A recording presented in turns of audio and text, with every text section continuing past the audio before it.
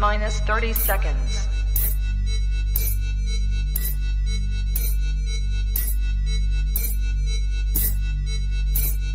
T-minus 20 seconds.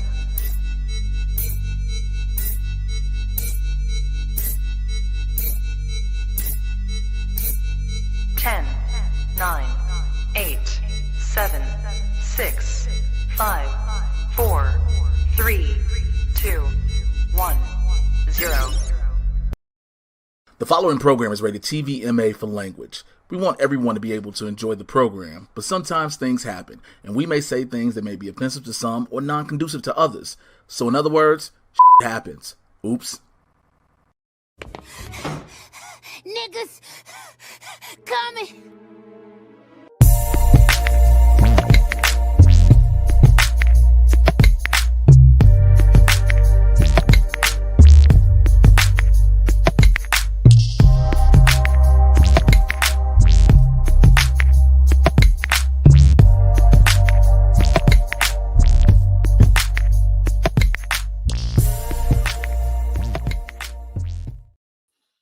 Oh, hey, sorry. I was posting live and then the intro was playing and it was shaking and rattling shit on my desk. I didn't know what to do. I was like, oh shit, what's rattling? I was like, also, sir, your internet looking extra crispy right now. You looking a motherfucker, bro. No, I looked up. I was like, what? Because like the whole time we were prepping, I was like, okay, so we going with the Nintendo, like the NES, like pixelation. Right now, bro, you looking PS5 Pro in this hoe, bro. Come on. Thank you. you really took that shit to heart, bro. Because you were so good with the praise, and then you went to the bullshit. No, that's not even bullshit. I just calling it like I see it. That wasn't even bullshit. That was literally just saying, hey man, look at you. Way to go, internet. Way to make Jay look good.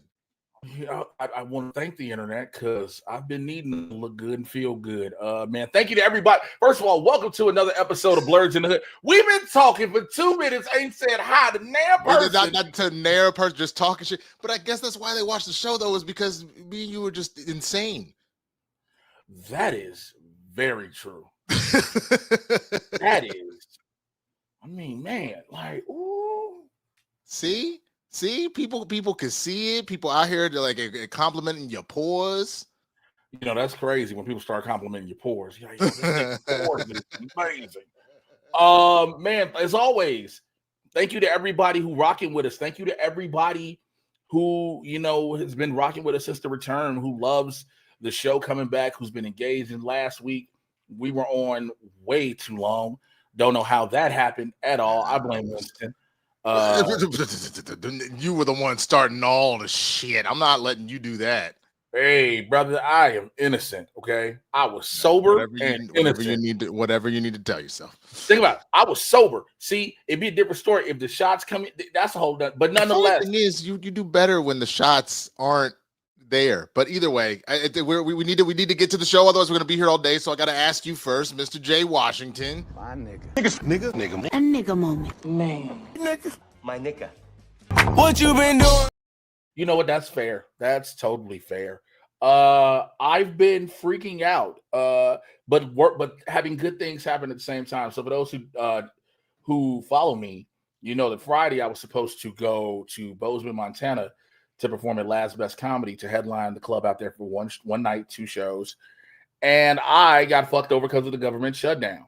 And you're probably wondering, well, Jay, you don't work for the government. How did that affect you? You talk a lot of shit about the government. Religiously. I mean, this is what we do here on this show, is talk shit about the government. The damn government. The goddamn government.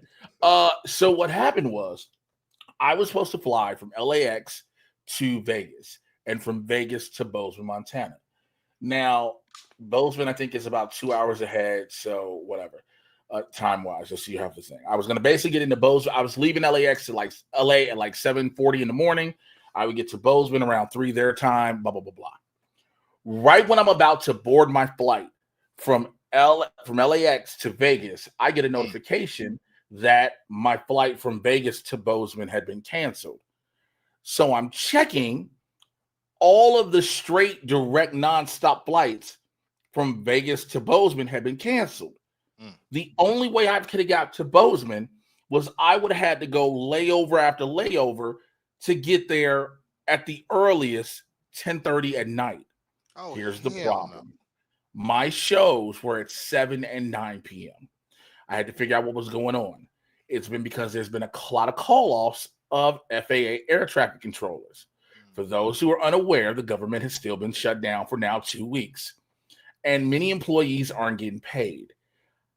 Air traffic controllers can't be fired, even with the government shutdown. So what they've been doing is they've been calling off sick. They're like, we're not working, so we're not getting paid. Excuse me, so we're not working. So, case in point, Burbank Airport here in LA, I don't believe there are any air traffic controllers in their tower, which sounds terrifying because there are flights still coming in and out of Burbank. Many people are probably wondering, how is that working? The air traffic controllers in San Diego are monitoring and navigating the flights in and from out. afar, which is crazy work. Thank crazy. God for Zoom, I guess, nigga. I don't So here was I tell people, and I even told Winston this is how I know I have had growth. Shout out to Natasha Rothwell, love it to death. Remember that episode of Insecure? You know we call that growth. Yep. Here's how I knew I had growth, because I lost roughly $2,000, which was going to be for my rent and bills. I could have crashed the fuck out. I, however, took the alternate road, which I knew I should have done. I should always do, and that stay prayed up. As a man of faith, I always say God is in control. God has something better. God has another plan. God will open up doors. You know, it might be stressful as it is in the flesh and in my human form, my corporeal form, but I know that God will work out a way. So I'm holding up on faith that things will work themselves out. Not stressed out about that. Beside that, had a great meeting with my lit manager, my manager on Monday about this script we're writing. I got to do something, man, that I honestly I never thought I would do. I wrote a Christmas comedy movie, and not saying I'm writing, I have written a movie. And when I say I've written a movie, it's because I turned in the file that said the name of the film and final draft. We've had the notes and everything, all that stuff to clear, make sure everything, the story arcs, the beats. I just was telling that much. I know what you said. I didn't go into other things. Let me do what I'm okay. I know what hey, you know what? Since you want to be that person, you want to be that nigga, Mr. Winston A. Marshall. My nigga. A nigga moment. Man. Nigga. My nigga. What you been doing? Hey! What is that? You already know what it is. What is that? Whole ass fiance. God damn it! She a whole ass fiance. Hey yo, hold on here. Go ahead, baby. You be on the show for a minute. She a whole ass fiance. That's Hey, it happened. You know what? Go ahead and try guy in the chair. Try guy in the chair. I'm gonna go get the alcohol. Go ahead, baby. Try guy in the chair. Put us back regular frames. Back the two of us. Let me say this again to you and him. I've told him personally so many times. Congratulations. Thank you. I'm so happy for y'all. I'm seriously happy. I'm super proud of him. I'm gonna tell you something. I'm gonna tell you what I told him. I'm gonna straight up, y'all are family. I said, hey, what if she says no? And he was like, why would you say that? I said, hey, I'm an asshole. Look, I wasn't gonna say no, but I was worried I wasn't gonna say yes. I fully blacked out the entire experience. So real quick, I know there was a whole plan. Please, because you were I don't want him telling anything. Fuck him telling it. You tell us your experience for the day. Go somewhere, nigga. Go somewhere. I mean, he did a damn good job. It was a whole day affair. I had plans to go hiking with some girlfriends in the morning that were fully in on this. Did our hike, and then afterwards they were like, we have to show you this video. It was a video from my college best friend sort of kicking off the day, told me to go home, pack a bag, and that we had a very exciting day planned. And then we went and got nails done, spent some time by the pool, got professional hair and makeup. Shout out Jen Sturger. Shout out Jen Sturger. She did a great job. And then, made our way to the beach where Amar was waiting in his own personal sandbox for me. We first got to know each other at a bar called the Sandbox, which is since closed. And for our first anniversary, we went to the beach to our personal sandbox. And I was like, oh my God, don't propose. And he was like, it's too early. And so then he did propose at that exact spot a few years later. And it was pretty perfect. And then we went back to his sister's house for what was supposed to be a celebratory drink with his mom and sister, only to have his whole family fly in, all of our friends, big surprise engagement party. And it was awesome. It was. Let me tell you something. The fact that I'm thankful and blessed to have been there, right at the party. Your face when you walk down the stairs, when I'll play it in a bit because that shit was hilarious. It is the greatest shit ever because you could tell you had no clue that was about to happen. We had hours of build up for the actual proposal, so I knew that was coming, but I had no idea about the party. Which is good, man. I'm so happy for y'all. For those watching the neighborhood, if you want to send them well wishes, congrats, as we normally do, streamlabs.com/Blerds N The Hood/tip. It can go through the Cash Apps and Venmos. All those are there. How do you feel now going from being, well, I've been his girlfriend and we've been living together now and everything. Now you a whole ass fiance. How do you feel? I mean, we're pretty blissful. Everything we do is our first time doing it as fiancés. I told my girlfriends, I was like, oh, it hits you quick. I was like, I understand the trad wife pipeline. I just want to go make a pot roast in a frilly apron. And Well, you know what? That's gonna be it for me, y'all. I'm gonna get up out of here. Pot roast, and now all of a sudden I want motherfucking pot roast. That shit's wild, bro. A pot roast is insane. Jesus Christ. I don't. But all seriousness, it's so happy because this looks good on him just as much as it looks good on you. Y'all look good together. Thank you. Hey man, fuck you, buddy. Look, I know there were a lot of people waiting a long time for this, so we're happy to make them as happy as we are. Here's what we're gonna do. I know. Are you down? Yeah, why not? Why not? All right, form shit up. Matt, you got some shit? Give me like 1 second. My kitchen's ready. Yeah, for sure. Get the fuck off. Yeah, I to that point, I want to be honest with the neighborhood, man. Like this all happened on Saturday. Only friends and family know from word of mouth. We still haven't made any sort of announcement. We wanted to do this in the neighborhood, man. So yes, that's the thing. We literally wanted to save this for y'all. Oh, and now I'm gonna be so annoying on Instagram. Absolutely, absolutely. Jimmy's late. Jimmy missed the news. Jimmy, you might want to rewind it just a little bit. And hey, don't say nothing. Let Jimmy rewind back about 3-4 minutes and figure out. When Jimmy figures out, Jimmy will catch up. So, or context clues. Or context clues. Gonna be a little left-handed now. Right. Cheers. Cheers. That's what I'm talking about, baby. Be left-handed with every motherfucking thing. Everybody kissing me, so I'm just gonna kiss the air. Well, I'll let y'all have it. First one real quick. I love you. Jay, quit talking to your hand. I gotta get back in the chair. Come on. Go. Oh shit.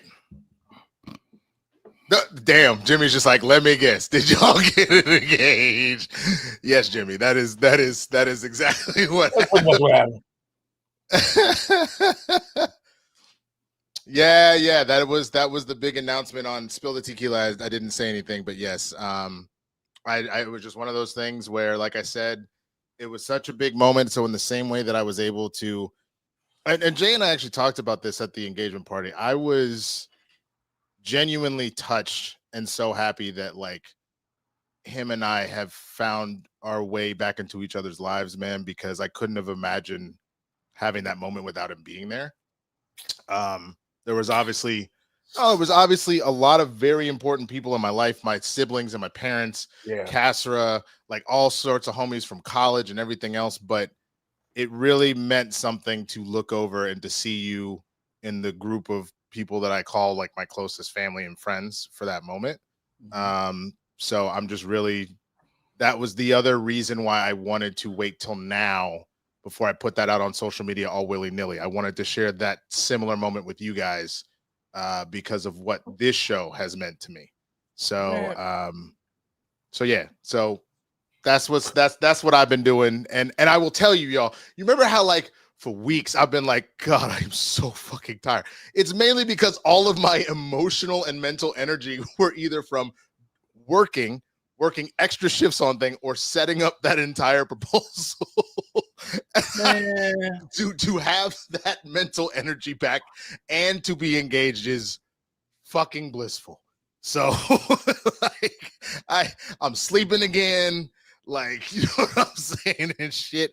I'm planning for the future, man. So this is a special day. This past couple of days have been special days. So I love y'all, man, and thank you for sharing this moment.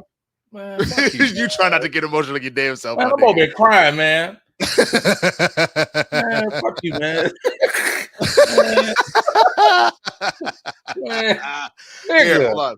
I'm gonna pull up real quick. I'm gonna pull up a couple of the because I'm actually cutting a video we're gonna put on social media as like an announcement about it. Yeah, but I'm gonna show y'all some of the stuff that happened, man. Like, so let's see. I need to pull the best thing. I'm gonna show you guys specifically the surprise. And we really caught Kristen fully off guard. Like, she was in absolute shock. So let me find it super fast. Find this. Hey man, can we talk about murder or something? What the fuck you want to talk about murder, nigga? You stupid as shit, bro. We going all because while you doing that, I'll say this because you already know, and I think I've told you what this show means to me because of you as my brother. And I say that because not having the show for the time we didn't have it, it really left a void in my heart. And like, because I love doing this, like I literally will cancel other things to make sure I can do this. And so to be there, which this is how I'm gonna tell you how much this nigga means to me. And I told him that, I told him the day, I was like, you know how I am. So I told y'all earlier what I've been doing, what happened with the show. This is how fate plays games with you. A couple of hours before I was set to leave to go to the engagement party, I got hit up by 3 different people asking me to do shows that night. And I could have made the little money. I needed the money. And I told them all, no, I can't. I was like, I have something I have to be at. And it was one of those things for me. Everybody's like, really, Jay, murder? Hey, man, I don't know what else can be in this. I feel like if we gonna get off this lovey-dovey shit, let's talk about murder. Okay, so real quick, let me show you what this looked like. So at this point, the proposal has happened. We showed up. I told Kristen, like she mentioned, I told her that my sister and my mom and my brother-in-law all knew that I was proposing, and they wanted to have a celebratory glass of champagne. So we pulled up to my sister's house. I sent Zoe my location, my sister Zoe my location, so she could see when I was there. And so they immediately opened the door as we walked up to the door before anything could happen. And so then what Kristen thought was the only surprise is as we do that, we turn, my dad and my siblings had all flown in, and they're there to yell surprise, like, oh my God, you're finally in the family. Like, we love you. We're so happy to be here, all that kind of stuff, right? So we're just like, she's like, oh my God, this was such a nice surprise. I can't believe you all flew out for this. This is crazy. Only for us to then, my dad goes, we need to have a glass of champagne by the fire pit. And this is what was waiting for her. So here we go. Can y'all hear it? Jay, can you hear something? Okay, cool. Yeah.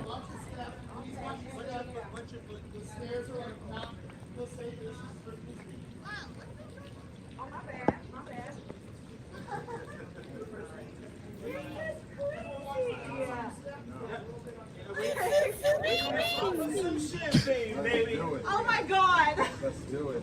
Congratulations!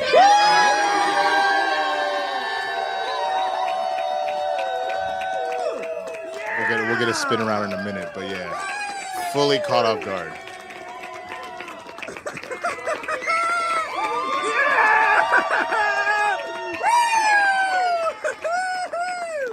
Yeah!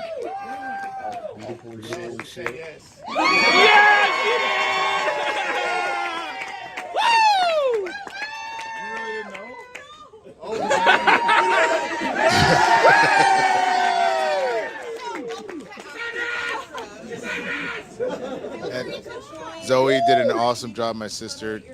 We came up with the theme, the final rose. Yeah. Come on, baby. And then we'll see. We'll get a spin around in just a moment here. Yeah! Thank you. She had no idea. She knew about the proposal. She figured that shit out fast. She had no idea about this. You guys are absolutely fucking incredible, and thank you so much for being the best support system that we could ever possibly have.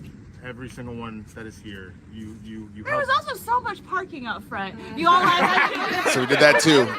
They all parked on different streets, so you could recognize cars. That was all planned So you can out. see all the friends and family there. There's Jay. There's Jay's big ass head right there, being supportive and an incredible friend. So yeah, that was that, man. That was that, and I again count myself as just incredibly fucking lucky that I had these kind of friends and this kind of family to be there and support, because yeah, it was no joke. Like, again, we like, as far as that plotting and confusing her, the street was empty on my sister's block because we set a map that said park on all these streets around the house. Don't park by the house because she gonna recognize your car. By the way, first of all, here's something that needed to be addressed, and I didn't want to address till after, but I felt it's necessary for all of the family members and friends that are watching this show. Bitch, include that it's on a hill. Cause let me tell you something. I forgot Jay's little legs. It's hard for him to walk up and down hills. Little legs, I'll beat shit out you. No, what it was, it was either you could park on up the hill or down the hill. You was walking towards that hill, and I was like, "This is great." And I swear to God, there was a spot across the street from his sister's house, and I was like, "I don't think she know what my car looked like." Like, I was he thought about it for a minute if he could pull it off. But like, there are definitely some friends, because early on in the proposal, God damn it, I'm gonna take that off for you.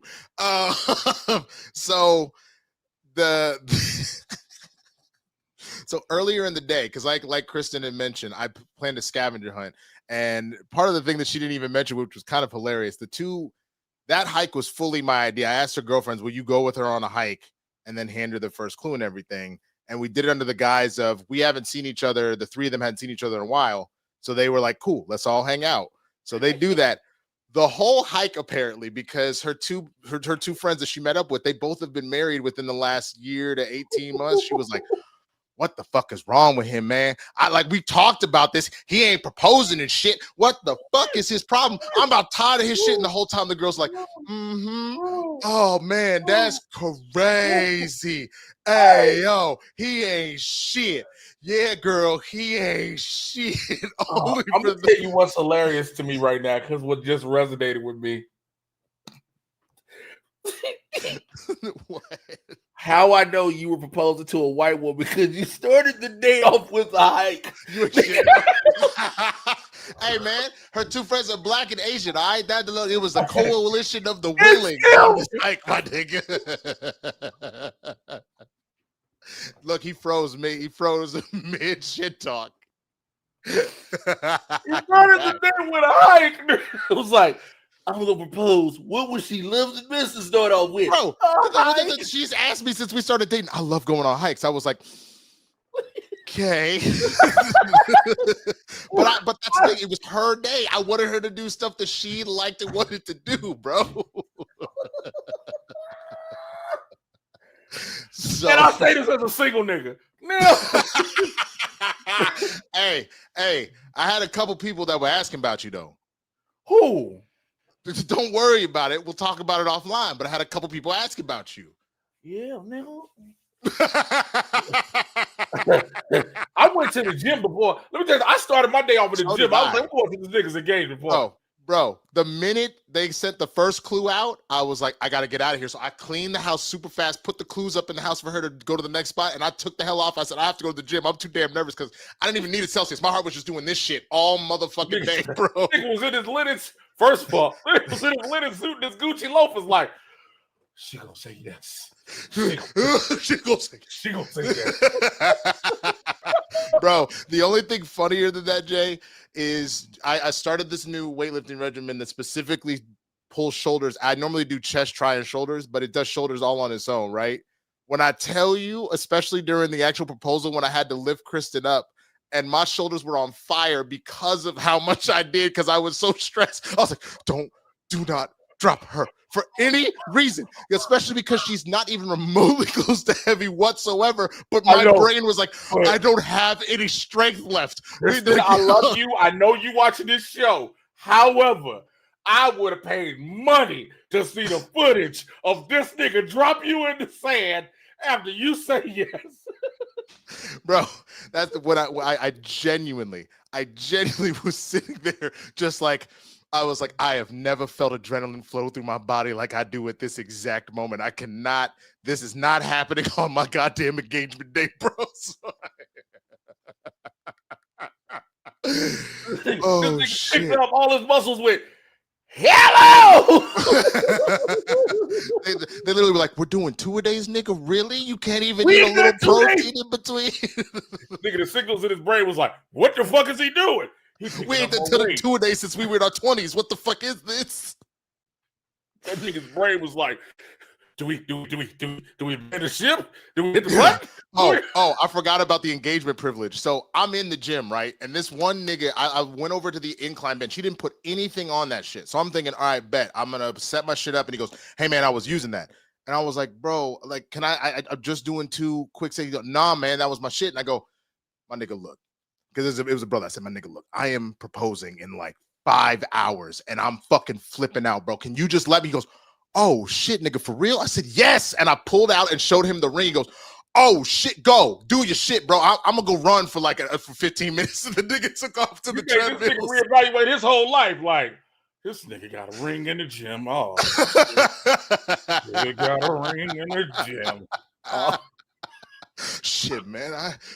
I remember when I proposed, that shit didn't go very well. Hopefully it goes well for you, my nigga. Nigga, I went on top of the balloon and that bitch popped it on me. This nigga put a pop it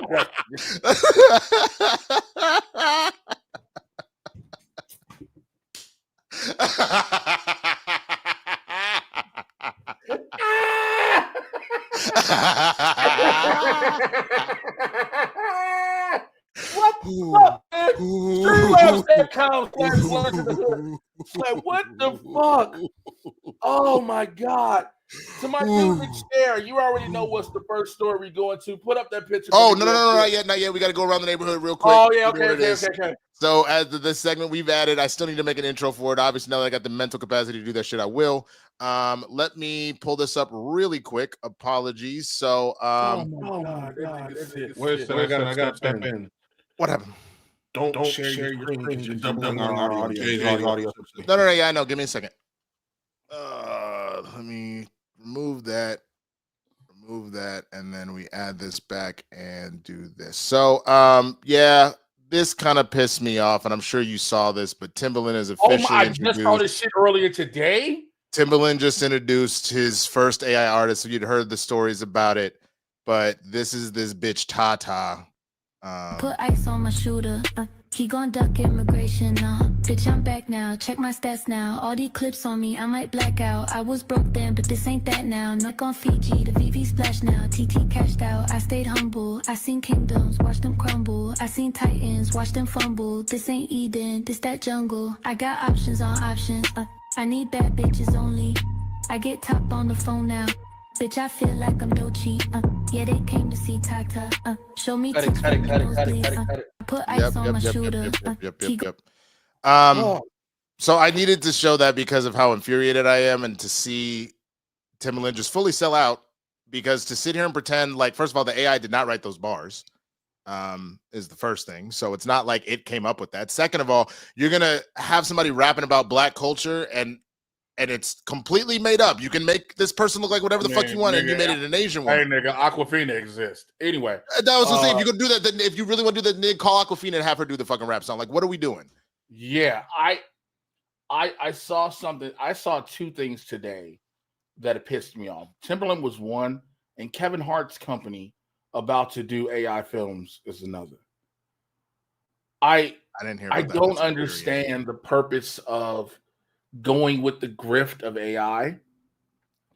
AI is a tool that can help, right? Right. It can help. It can, like, hey, can you do this one little thing I don't know how to do? Something like that. But to create artists, we talked about the whole Tilly Norwood bullshit. To do all these things with AI, for Timberland to do it.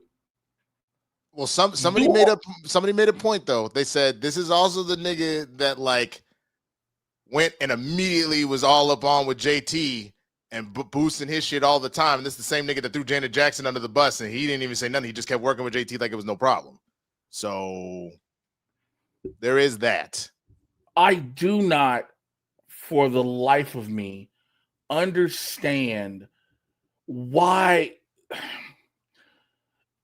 Listen, the artist has to have real lyrics. First, the artist, I'm sorry, let me do the quotations, has to have real lyrics, first and foremost, which are going to be written by an artist, a real artist.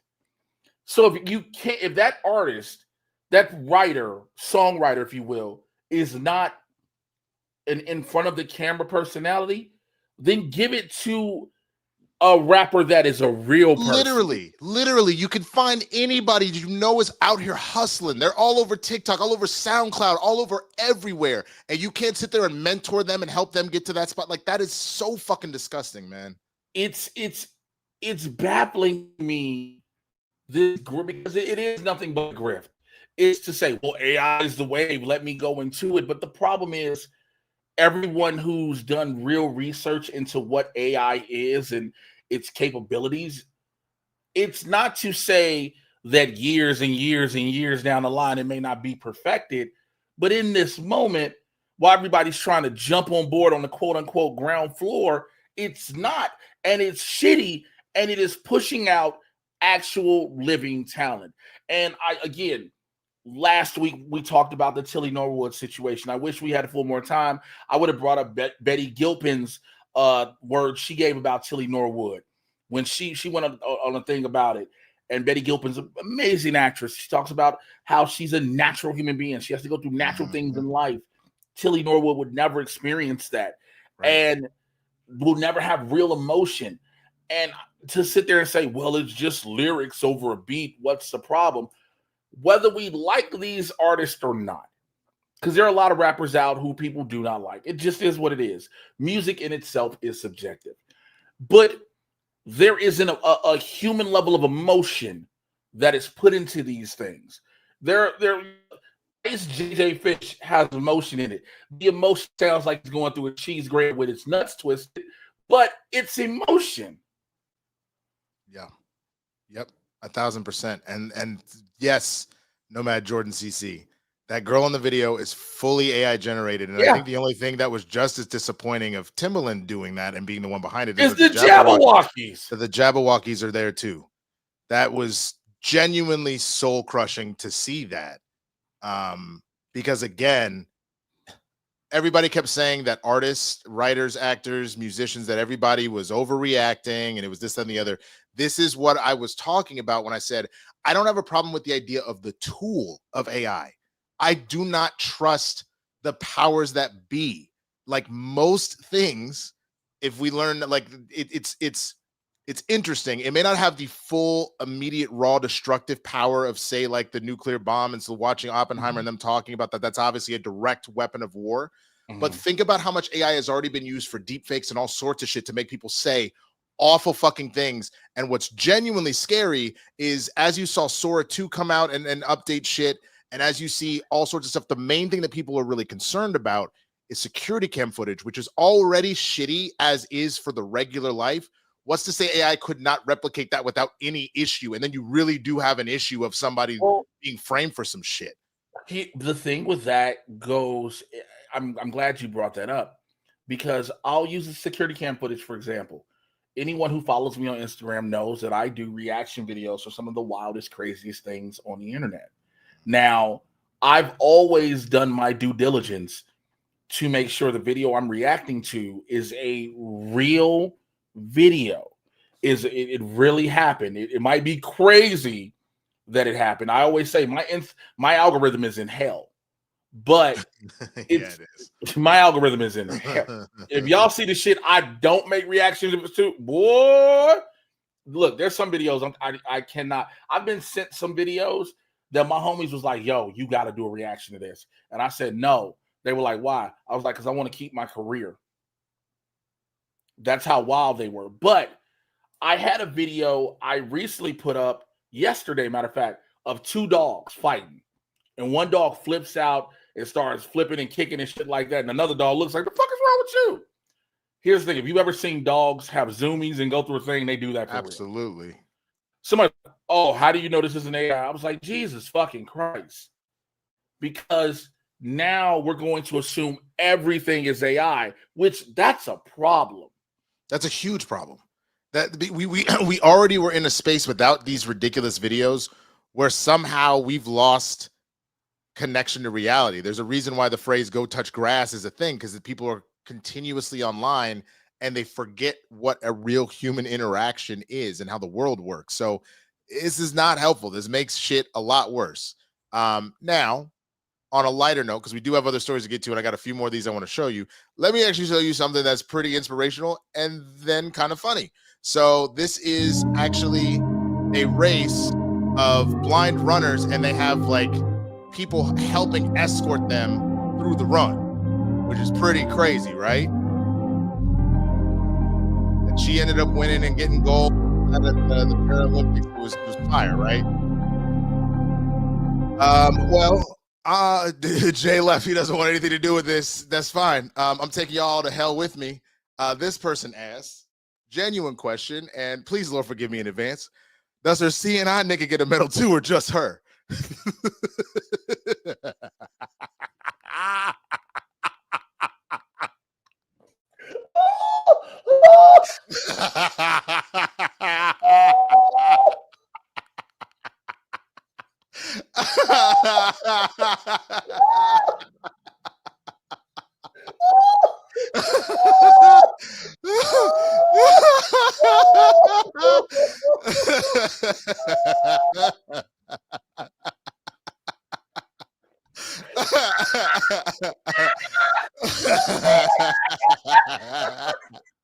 So the answer to the question, because I went to look it up later, is yes, they are considered a team, and the individual, the runner guide, does indeed also medal.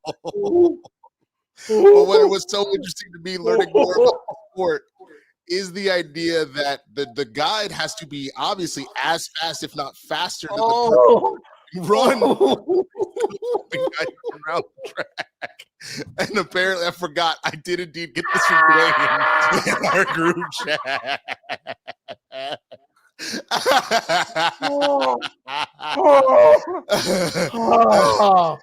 Matt, if we're going off the thing, take back to the 2-shot so I can Oh man. Okay, I got another one for you now. I don't know if you saw that. I don't know if you saw this. But check this out, man. This was recently on First Take. Serena Williams' husband, Alexis Ohanian, I think that's how you say his last name. He was on First Take. I don't know if you remember when Serena was in the Super Bowl performance. Stephen A was like, "Why you out here trying to swing at your ex? Like you out here crip walking. You better take your ass back home and act like a wife and all that shit." And said all this and said, "You know, if I'm Alexis, I'm leaving." So Alexis came on First Take and had this shit to say, bro. Let me make sure that's unmuted. Also, too, Stephen A. Smith, I think you had some marriage advice for me. Is that right? Or well, you know what? Listen, I did it. People, headlines are headlines. We can get into that another time. But I was hoping you were going to be here. No, I am not qualified. Married? Right. Oh no, not me. Well, I ain't qualified, my brother. I'm not qualified. I was going to ask because you hadn't been married before, right?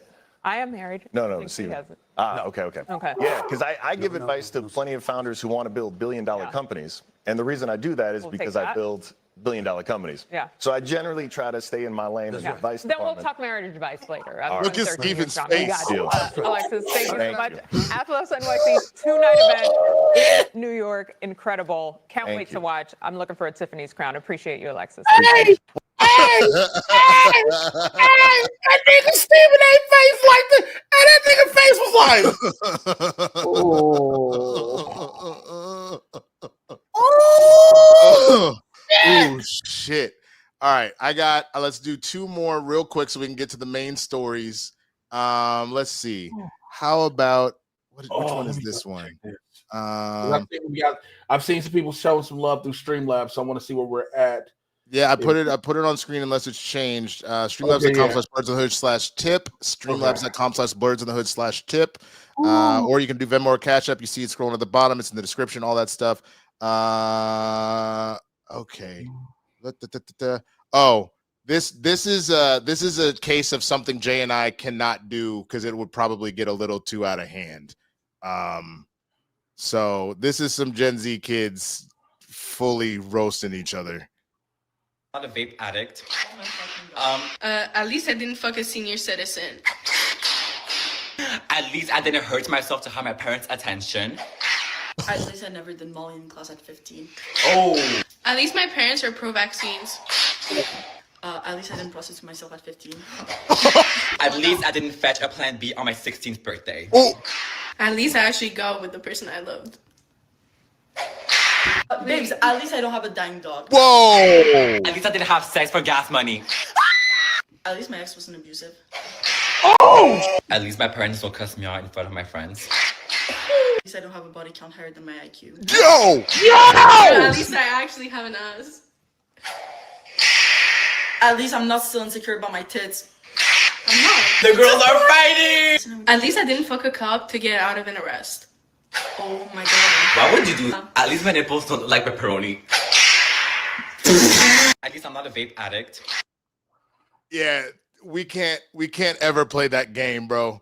We can't ever play that game. That is too much. And they need to realize that the internet is forever, bro.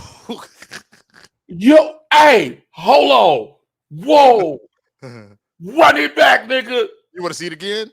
Oh, cause you fucking cop. How old are y'all? I know. At least I didn't fuck a senior citizen. Yo. At least I didn't hurt myself to have my parents' attention. This must be the Euphoria cast after graduating. Oh. At least my parents are pro-vaccines. At least I didn't prostitute myself at 15. At least I didn't fetch a Plan B on my 16th birthday. At least I actually got with the person I loved. Babes, at least I don't have a dying dog. At least I didn't have sex for gas money. At least my ex wasn't abusive. At least my parents don't cuss me out in front of my friends. At least I don't have a body count higher than my IQ. That one got me. At least I actually have an ass. At least I'm not still insecure about my tits. I'm not. The girls are fighting! At least I didn't fuck a cop to get out of an arrest. That right there? Bitch, I know you didn't. Bitch, I know you did. Look at her I face. guess I'm not a vape addict. Oh damn. I accidentally reset it by doing that. But her face says everything. Hey yo, hey yo, hey yo, hey, what the fuck? What the fuck just happened? What the fuck? I went back, hit the back button, and this is the first fucking meme that popped up, bro.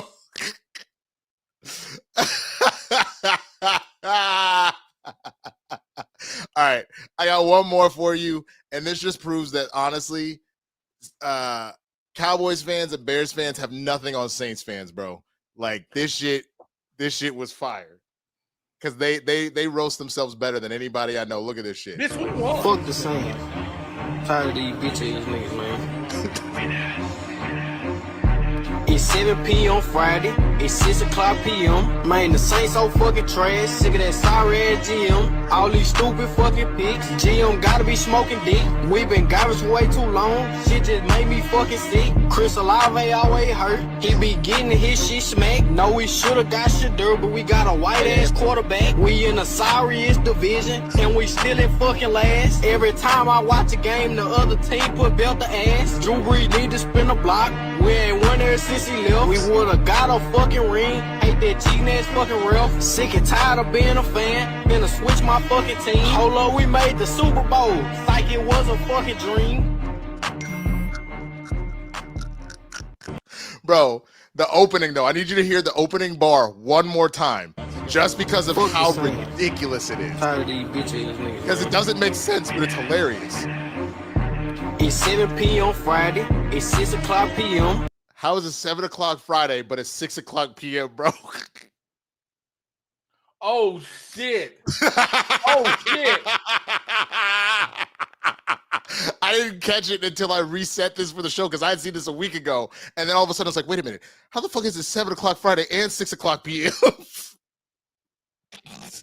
Yeah, because her song goes, it's 7 p.m. Friday. It's 95 degrees. Exactly. I ain't got no bitches. Ain't no bitches. They got me. Yeah. Yep.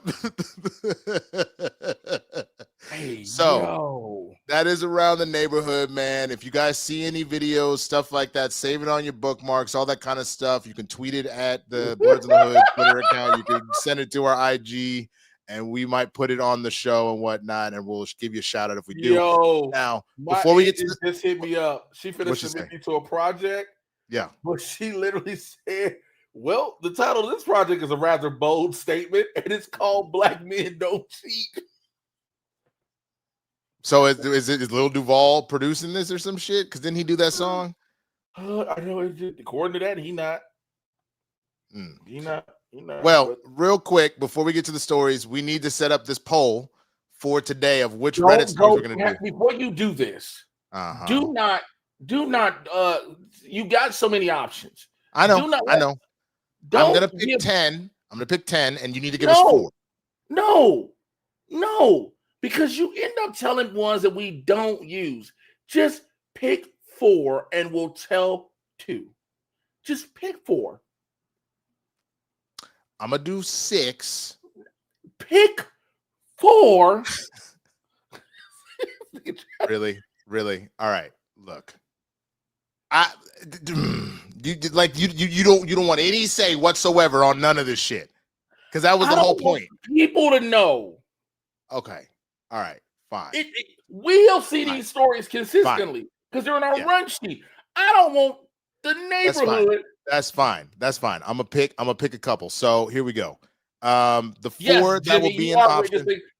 To answer Jimmy Nail's question, yes. You absolutely you kind of lied. Yes, you are. You kind of are because today I had to work up until the show, so we didn't see each other until about 30 minutes before, and then it was like, all right, you got the shit. Okay, bet, let's go. All right. So here are the 4 that y'all can choose from today. Am I the asshole for wanting to check the neighbor's doorbell camera to see if my wife is telling the truth? Oh. Am I the asshole for sleeping with sleeping with my soon-to-be ex-wife's friend? Let's see. Where was that other one? Hey, hey, low-key, we don't even need to read that one out. Nigga, the answer is no. It's about to be your ex-wife. Everybody's open game. Am I the asshole that I just found out I got cheated on for 9 months, but all of my work friends are saying I'm the bitch? Somehow that's a twist of fate. And then let's see. Am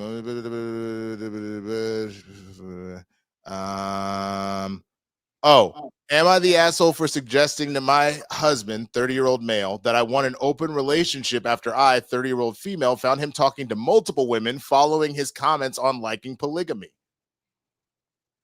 Hey, yo. So, hey, yo. Just to reiterate. Hey, nigga, we ain't even at that segment. That was so layered. That was layered as hell. So here are the four. Again, am I the asshole for sleeping with my soon-to-be ex-wife's friend? Am I the asshole for wanting to check the neighbor's doorbell camera to see if my wife is telling the truth? Am I the asshole I just found out I got cheated on for 9 months and all my work friends are saying I'm a bitch? And am I the asshole after suggesting to my husband, 30-year-old male, that I want an open relationship after I, 30-year-old female, found him talking to multiple women following his comments on liking polygamy?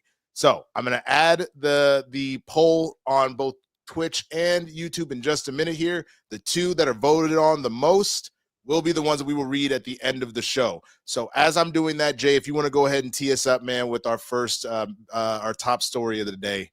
Yeah, man, I'm going to just get right into it. You already know pretty much what it is. To my guy in the chair, singer, songwriter, legend, D'Angelo passed away yesterday at the age of 51 after a silent battle of pancreatic cancer. He passed away in New York City yesterday morning. He had been in now, here's the thing. This is how silent it had been known. A family member told us, had been reported, and his former manager, that he had been in hospice for 2 weeks and had been hospitalized for months. Now, for those who don't know, D'Angelo, who was born, let me pull my paper. I'm going through two different screens. Pardon me, y'all. He was born Michael Eugene Archer. He is known as one of the definitive voices of the neo-soul genre.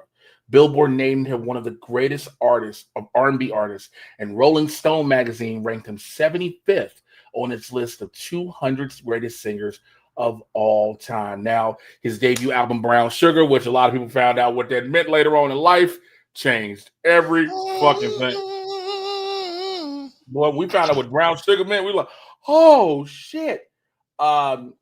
Now, he had become uncomfortable with his growing status as a sex symbol. He had numerous personal struggles with drug addiction as well as alcoholism, which limited his musical output for years. And he spent over a decade out of the public eye. He released his third and final album, D'Angelo and the Vanguard's Black Messiah, back in 2014. One of the biggest moments D'Angelo had in recent years was back in 2021. Was it 2021? Yeah, back in 2021, he appeared on Instagram Live to announce that he was going to be performing at the Apollo Theater for a Versus. Remember Versus back in the day when we were all in lockdown? We would see some of the greatest producers and artists go head-to-head with their music. It was something we were great to have, and it was going to be D'Angelo versus friends. But what happened? There was no opponents. D'Angelo just performed a solo performance, and he had shared performances with people like King and Harold, Method and Redman, and Her. He performed in 2021 at the New York Tribeca Film Festival and so many things. In 2024, he featured along Jay-Z on the song I Want You Forever from the soundtrack to The Book of Clarence, which is a great movie. And in September 2024, Raphael Sadiq of the group Tony Tone, who's friends with him, said that he was in a good space and he was about working on a new album. Now, for those many don't know, he had a son with late singer-songwriter and also legend Angie Stone, who passed away earlier this year, which in terms means their son, unfortunately, has lost both his mom and dad in a span of about 7 months. As someone who's lost both of their parents, it happened decades apart. To lose both of your parents is a very, very, very trying time. To lose them at 15, 7 months apart, my heart, my prayers, my condolences go out to his son and his family, because that's going to be a very, very trying time now. Yesterday, tributes poured out from everywhere. Jamie Foxx, which if you watch an episode of Jamie Foxx show, he parodied D'Angelo, Jill Scott, Justin Timberlake, Paul Hunter, Beyonce, Maxwell, Erykah Badu, Kelly Rowland, Missy Elliott, Drake, Tyler the Creator, Yasin Bey, DJ Premier, Jennifer Hudson, Niles Rogers, Black Thoughts, Bootsy Collins, George Clinton, Doja Cat, John Legend, Flea, Lauryn Hill.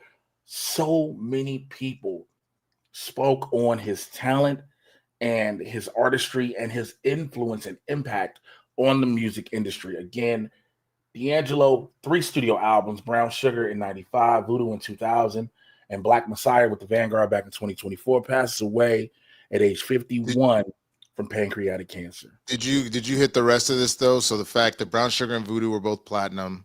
He had 14 Grammy noms, 4 wins, 2 for Best R&B Album for both Voodoo and Black Messiah, 1 for Best Male R&B Vocal Performance for Untitled, How Does It Feel, 1 for Best R&B Song, Really Love.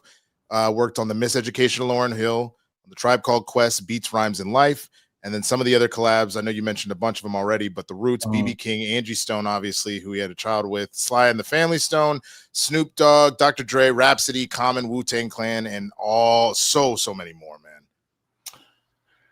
This has brought up, again, 51 of pancreatic cancer. Fuck cancer, first and foremost. But this has brought up a very, very important topic about Black men's health and entertainment. The reason being, there was an article mentioned. I will probably link the article in the video for those watching and those watching on the replay. But it mentions some of the Black male entertainers that we've lost over the past years who weren't able to reach 60 years old. Now, every one of these is not from health. Of course, first being DMX, he passed with an unfortunate overdose. Julio, 59. MF Doom, 49. Craig Mack, 47. Nate Dogg, 41. Prodigy, 42. Shock G, 57. Black Rob, 51. Irv Gotti, 54. Mr. C, 57. Rico Wade, 52. True Glory the Dove, 54. Five Dog, 54. Biz Marquee, 57.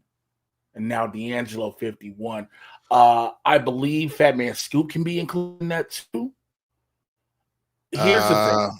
Yeah, I mean, on top of that, I want to say, I'm doing bad math here. I want to say, you can throw Bernie Mac in there. He died right at 50. Yeah, Bernie died of scardosis. I can't remember. Pneumonia, complications from pneumonia.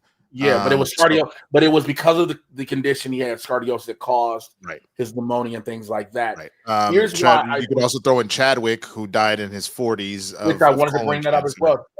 Chadwick Boseman, who passed away from colon cancer. So let me say this as a message to the Black men that are watching us. To every other race of men, look, this is not about y'all. Take it how you wanna. But I feel we have to speak to Black men. Please, please, please, please get your checkups. Do not wait until it's too late. Do not be like, man, I only go to the doctor when I feel something's wrong. We've got to get checked up regularly. A lot of things are taking us out from the foods we eat, the lifestyles we live. We have to make sure we're taking care of ourselves. And I say that both physically and mentally. We have been on this show many, many times talking about Black men's mental health as well, how we are both big proponents of therapy. I think more Black men need to be able to say, hey, I'm going to get my prostate exam. I'm going to get my colonoscopy, all these different things. I'm going to get my regular physical, my regular checkup, because we have to do these things. We may not like what we find out when we go to these doctors, when we go to these appointments. We may not like the results because in our minds, we're in perfect health of what we think is perfect health. And of course, a lot of these scales and models and grids that a lot of these doctors use are completely outdated and based on other things. And I absolutely get it. But the overall underarching theme is the same. You want to make sure that you are able to take care of yourself and your health. And I understand also that a lot of people struggle with medical insurance to be able to go get those regular checkups. Some people can't afford Medicaid and things like that. Dude, like, because to that point, I mean, we'll talk. Jay already talked a little bit about the government shutdown. I mean, the reason where a lot of this is happening is because you have Democrats drawing a line in the sand because that big beautiful bill bullshit was going to either eliminate or drive up premiums so insanely high. They are literally trying to stop people from losing their health insurance. Mm-hmm. So if there was ever anything that I could tell you to do in that regard, if you are on Medicaid, Medi-Cal, whatever it is, you know, Obamacare, all of that stuff, for the love of God, at bare minimum, get your ass to the doctor right now, because they are obviously fighting to keep that in there as best they can, but there are no guarantees. And so if there was ever a time to go and get everything checked the fuck out, do that shit right now. Do not delay. Do it immediately. Because you genuinely never fucking know. And you do not know. Yeah. And we just really, really like, again, this is to everybody, but especially to the black men in here, because the generations before us, really stubborn, really, really fucking stubborn. Mm-hmm. And then the rest of us, whether it be machismo of like, you know, I appreciate, you know, people like I go back and forth with Charlemagne for a number of reasons, but I appreciate he's actually been very open about going to get colonoscopies. And you have a lot of black men that won't do it because they're like, oh, that's gay. I don't need no doctor sticking a finger up my ass. How about do it and remain on this earth? Then you let internalized homophobia take you to an early grave. You know what I'm saying? That shit is insane. Make sure you get yourself checked out. Please do. Mental health too. That's the other thing that I think that needs to be taken into consideration here, is it's not just what, you know, the food and the smog and all the shit that's affecting us on a physical level. Mental health, especially in the black community, especially amongst black men, ravages us. Like the DMX dying because of an overdose, that is 1,000% because he was not right mentally, and he was essentially using drugs to help alleviate his mental anguish.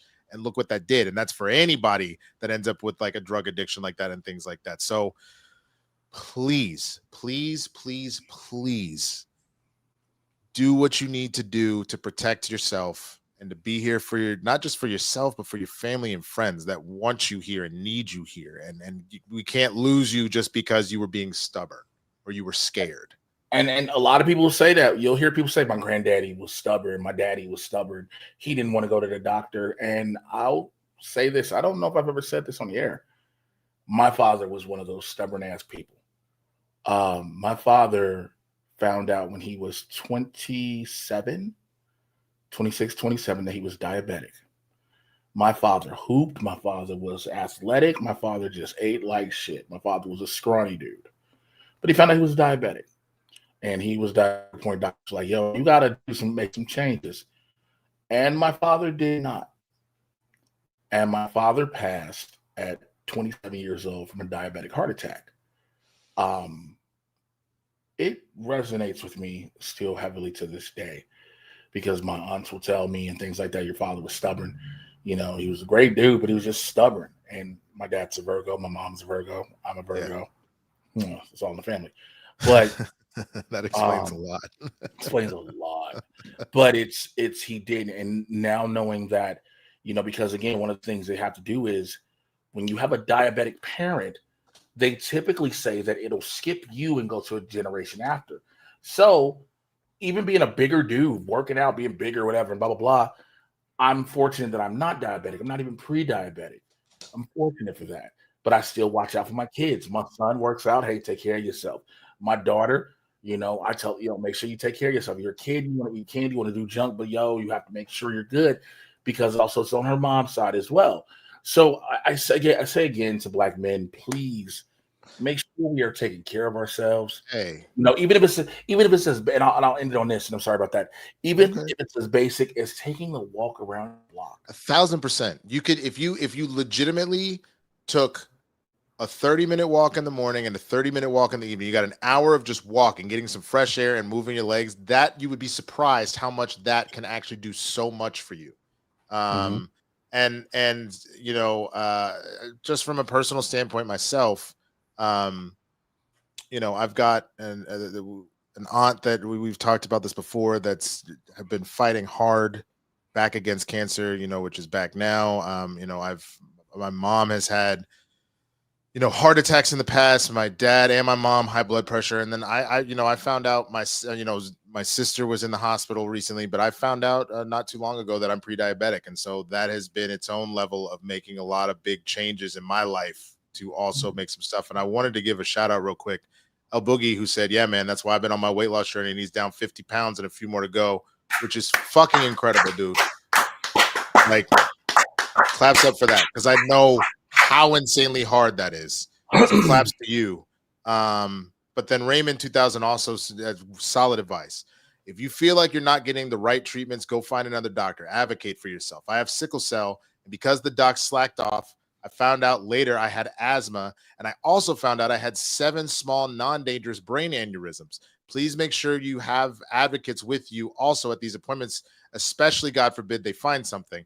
And I think the main thing to take away from that, and we have heard this before, especially with Black women and the fear that they have with pregnancy and everything else like that, because the doctors will be like, oh, Black women are tough. They don't need all the drugs or whatever. But with Black people in general, there's this immediate thought that we're always in it to try and get pain pills or whatever the fuck else, or that we are built tougher. There's this weird, horrible white supremacy racism that's ingrained that sometimes that shit happens. So absolutely advocate for yourself. And if you feel like you would fold in those situations or that pressure, I also agree. Bring somebody with you that you know will help advocate for you as well. Please make sure you do that. All right. Streamlabs.com/Blerds N The Hood /tip. You want to send a lot of love, a lot of support, some congratulations, things like that. Streamlabs.com. And if you don't want to do Streamlabs, of course, the Cash Apps, Venmos are right there. Y'all, President's Nussy was on display.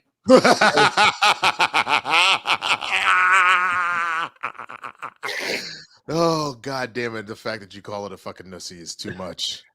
His Nussy was on display on cover time. Now, the Time article states, the Time Post states, the living Israeli hostages held in Gaza have been freed under the first phase of Donald Trump's peace plan. Alongside a Palestinian prison release, the deal may be a signature achievement of Trump's second term, and it could mark a strategic turning point for the middle, and there's more of that. But you would think that he would be happy that he's on that. No. He is not at all. Let me zoom in so y'all can see this a little better. He had this to say. Oh, it's not doing it. It's just doing the tweet. So I'll just read it. Time Magazine wrote a relatively good story about me, but the picture may be the worst of all time.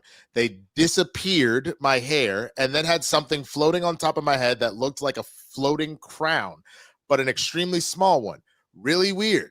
I never liked taking pictures from underneath angles, but this is a super bad picture and deserves to be called out. What are they doing and why? So he posted that on True Social after because he was mad his Nussy was on full display. Okay, and so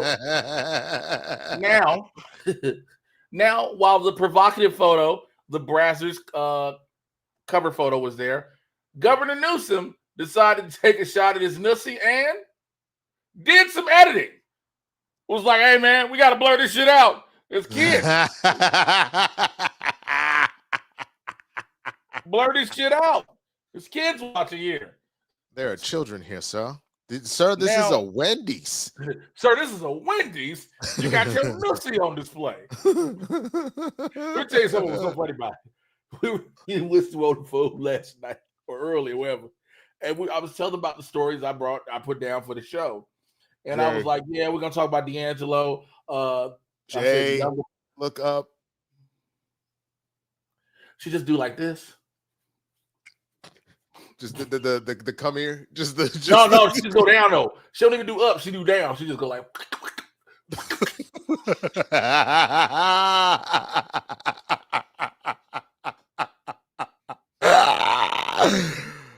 Oh Lord, bro. Turkey twat. You know what's gonna happen? Here's the thing. I'm almost 100% certain that there are creative executives from various studios, production companies, et cetera, that watch us weekly. And they'd be like, hey, we want to work with him, but he just said the president got a Nussy. Oh, shit. Dwayne talking about Jay. He's a Balchinian. He's a Balchinian. He's a Balchinian.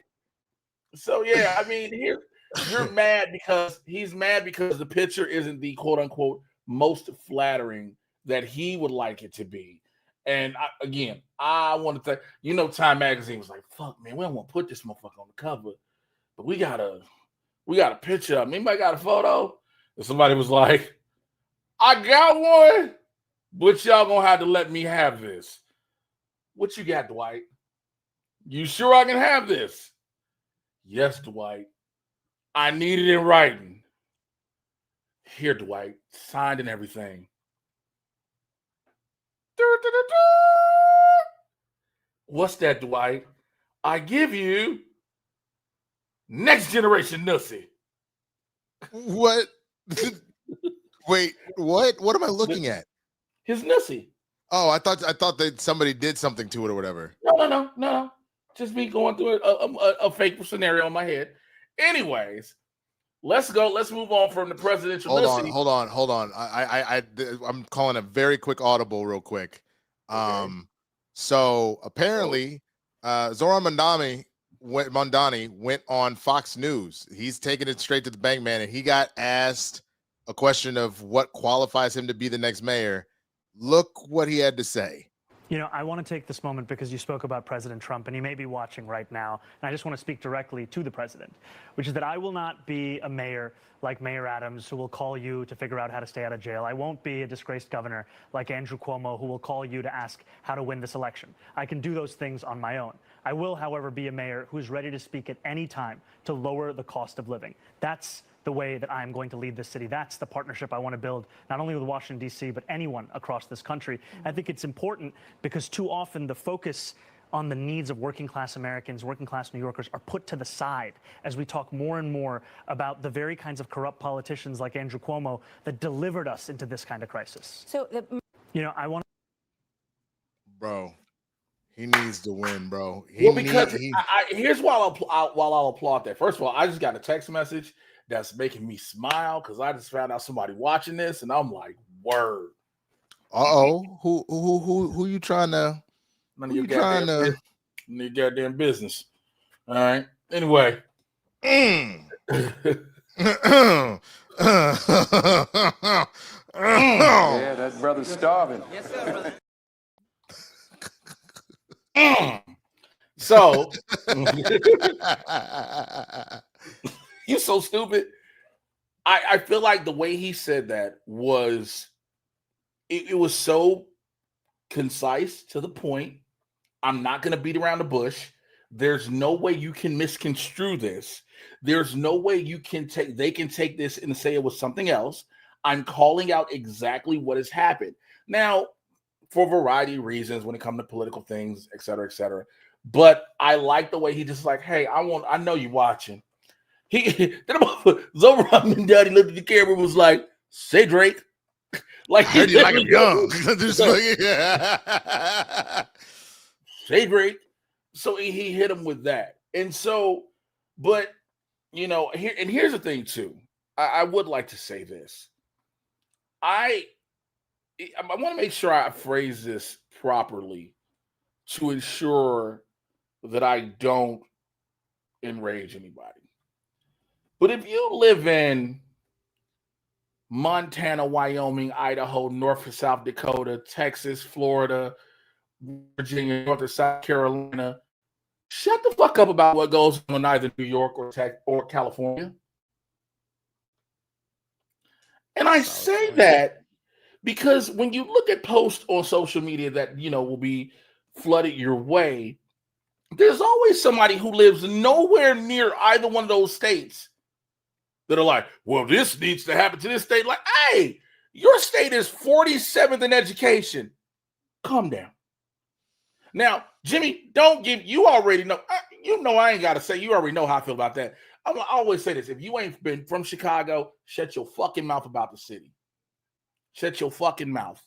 Everybody got something to say about Chicago. Oh, Chicago's the most dangerous area and all this. No, it's not. You want to tell you how I know it's not? Because them bitch-ass niggas from ICE that's in the city, they aren't in the neighborhoods that they would supposedly should be going to. If Chicago was so dangerous, if Chicago needed so much reform that you need to bring in ICE and the National Guard, blah, blah, blah, blah, they would go specifically off the Ave, off of Madison. They would go on the 9, 63rd, 55th. They ain't in none of them areas. Yes, sir! This nigga spitting. Damn, nigga! But I digress. Shall we Let me see something. So streamlabs.com/Blerds-in-the-Hood/tip, streamlabs.com/Blerds-in-the-Hood/tip. Also, if you just joining the show, don't forget the poll there. You can see it over on YouTube and on Twitch. Whichever the two stories has the most votes, we will read in our Reddit story part of the thing. But let's get to our next story. Which one of these two other, because we don't want to do too much political shit. We want to get some of this nerd shit. I think we can. I think we could, I'm looking between two computers. And also that's two. Let's just do the one that was right under it. Okay. Well, no. Because we don't have an asset for the one under that, the Defense Department one. But I think we should speak on this because of who we are and what we do. Yeah, now, that's fair. You're saying you're here at a production meeting. Here's why. I don't know if you all heard about this yesterday. Well, it's been happening for a while. The Defense Department, the Department of War, whatever the alcoholic is, the secretary, has tried to stifle the First Amendment from the press. Yep. So I got it. The new policy says that reporters could have their press passes revoked if they publish information that has not been authorized for release by the Pentagon, even if the information is unclassified. Now, a joint statement was put out by NBC News, ABC News, CBS News, CNN, and Fox News Media that says, today we join virtually every other news organization in declining to agree to the Pentagon's new requirements, which would restrict journalists' ability to be able to keep the nation and the world informed of important national security issues. The policy is without precedent and threatens core journalistic protections. We will continue to cover the U.S. military as each of our organizations have done for many decades, upholding the principles of free and independent press. Now, there was a deadline to sign this policy at 5 p.m. Eastern yesterday, according to the Defense Department, and any media professional who declined to sign had 24 hours to turn in their Pentagon press credentials and clear their spaces inside the sprawling government complex. Now, you also you had Defense Secretary Pete Hegseth say on Twitter, Pentagon access is a privilege, not a right. Then in recent days, you actually had other various news organizations announcing together, including the Atlantic. Oh, even Newsmax? Yeah, The Guardian, Newsmax, NPR, Rutgers, the New York Times, the Wall Street Journal, and the Reuters, and the Washington Post. Associated Press's statement specifically said the Pentagon's new press policy undermines the First Amendment and AP's core values as an independent global news organization. The restrictions impede the public's access to information about their government and limit the people's right to know. AP remains focused on continuing to provide strong independent coverage of the Pentagon in the public interest. Now, the only one that has decided to bend the knee, and we're not surprised, the conservative cable channel One America News Network, or OWN, appears to be the only outlet that has so far come forward publicly to say it signed the Pentagon policy. OWN President Charles Herring confirmed in an email to NBC News, after thorough review of the revised press policy by our attorney, OWN staff has signed the document. So, again, the reason why we need to talk about this is the same reason we talked about Jimmy Kimmel previously, and we've talked about anything else. People keep saying, stop calling Trump a fascist. Stop calling him. And this is literally the playbook. If you take away people's ability to have their freedom of speech and to speak truth to power, and you start undercutting journalists and all that kind of stuff, which is part of the reason why there was a lot of anger about the Riot Comedy Festival, knowing about what happened to Khashoggi over there. But the minute you start taking away freedom of speech specifically, and the government limiting what people can say and what they can report on and all that, you are in a fascist state, period. This is another flex to try and destroy the First Amendment. Well, and also, let me make sure I say this on a broad spectrum, because every administration has different things they try to move and maneuver towards themselves. They're Democratic, Republican, et cetera, et cetera. It is what it is. This is a fact. This is not a, oh, you're just pulling things out here. No, it's just a fact. But when you're trying to stifle the core principles of what democracy in the country is, the basis, no matter who the president is, whether they've been a Democrat or Republican, they've always been reported on. Their actions within government reported on. And there may be things they're not favorable. It just is what it is. But they are still allowed to do that. The press credentials are not revoked. I've seen some people say, "Oh, Trump is the most, negative covered president." It's like, not really.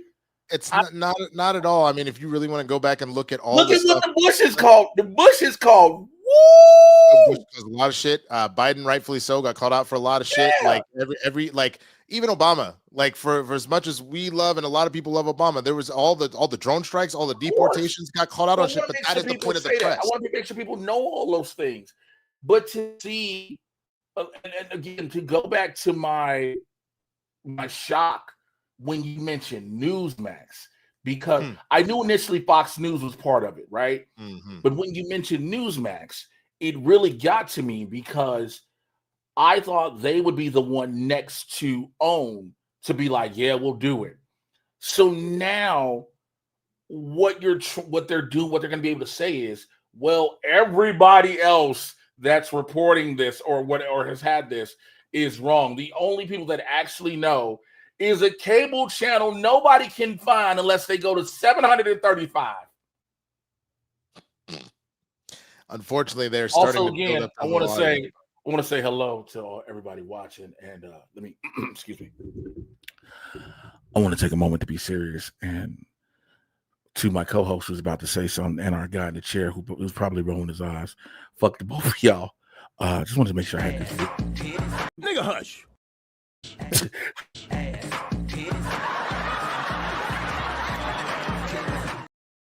Shout out to my boy Godfrey, who that is.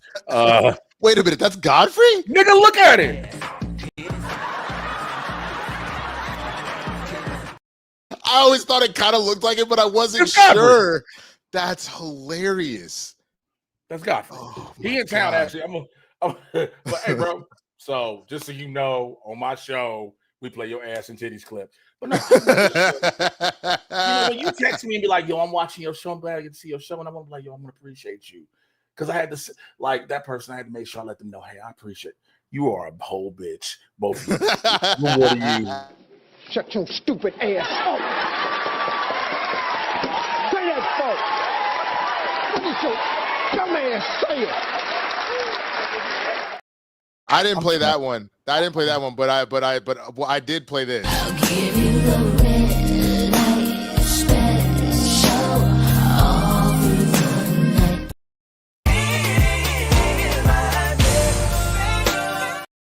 night. You know what? Since you wanted to play that, since you wanted to play that.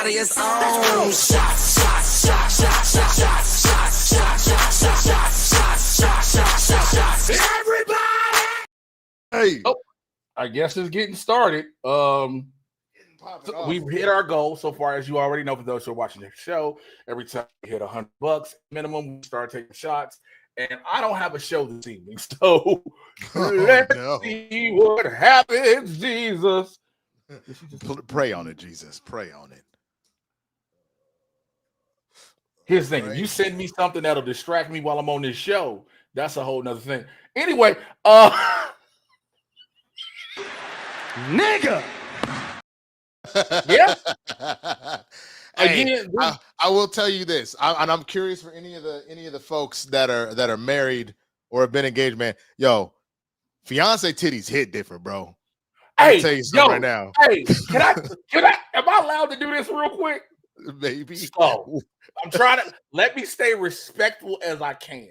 Stay as respectful as you can, my nigga. You notice I had to say it as I can. Did the post-engagement sex hit different? It did, though. It happened the next day because it was such a full fucking day, and we got home at like 2:30 in the morning. Tired. Jay, I shit you not. When we were leaving my sister's house because we had to stop and clean everything up, right? Right. I had a half-drunk energy drink in my sister's fridge, and I said, "All right, let me go ahead and start drinking this shit." And as we got to the car, and Kristen was like, "Baby, I definitely want to, and it's gonna be amazing, but I'm a little tired. Can we do it tomorrow?" I said, "Oh, thank God. I threw that shit out the window so fast, bro, so I could go to sleep." But the next day, bro, hey. I ain't never seen or heard of a nigga say, whoa! Let me tell you something. I get the phone call. Hey, listen, so you might be tired, but how do you feel about coming? I'm going to the store getting two. I was ready, bro. I was ready. I was down in that drink like a motherfucker. And then the minute she was like, "I'm tired," I said, "Ain't no way. Ain't no fucking way." I threw that shit out the window. What did you have? Huh? What energy drink did you have? Oh, Lonnie. Nigga, tell you something. Look, my plan for the one that keep texting me, I'm taking 2 C4s, clanking them bitches like I'm Stone Cold Steve Austin.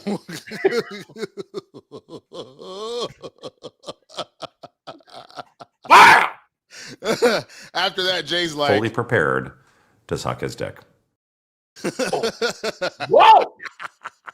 Whoa! We're not sucking dick. We're sucking clit. Here's the shot. But real quick, I'm telling you, man, the minute I was like, baby, so are we doing this thing? She was like, So we don't have the capacity.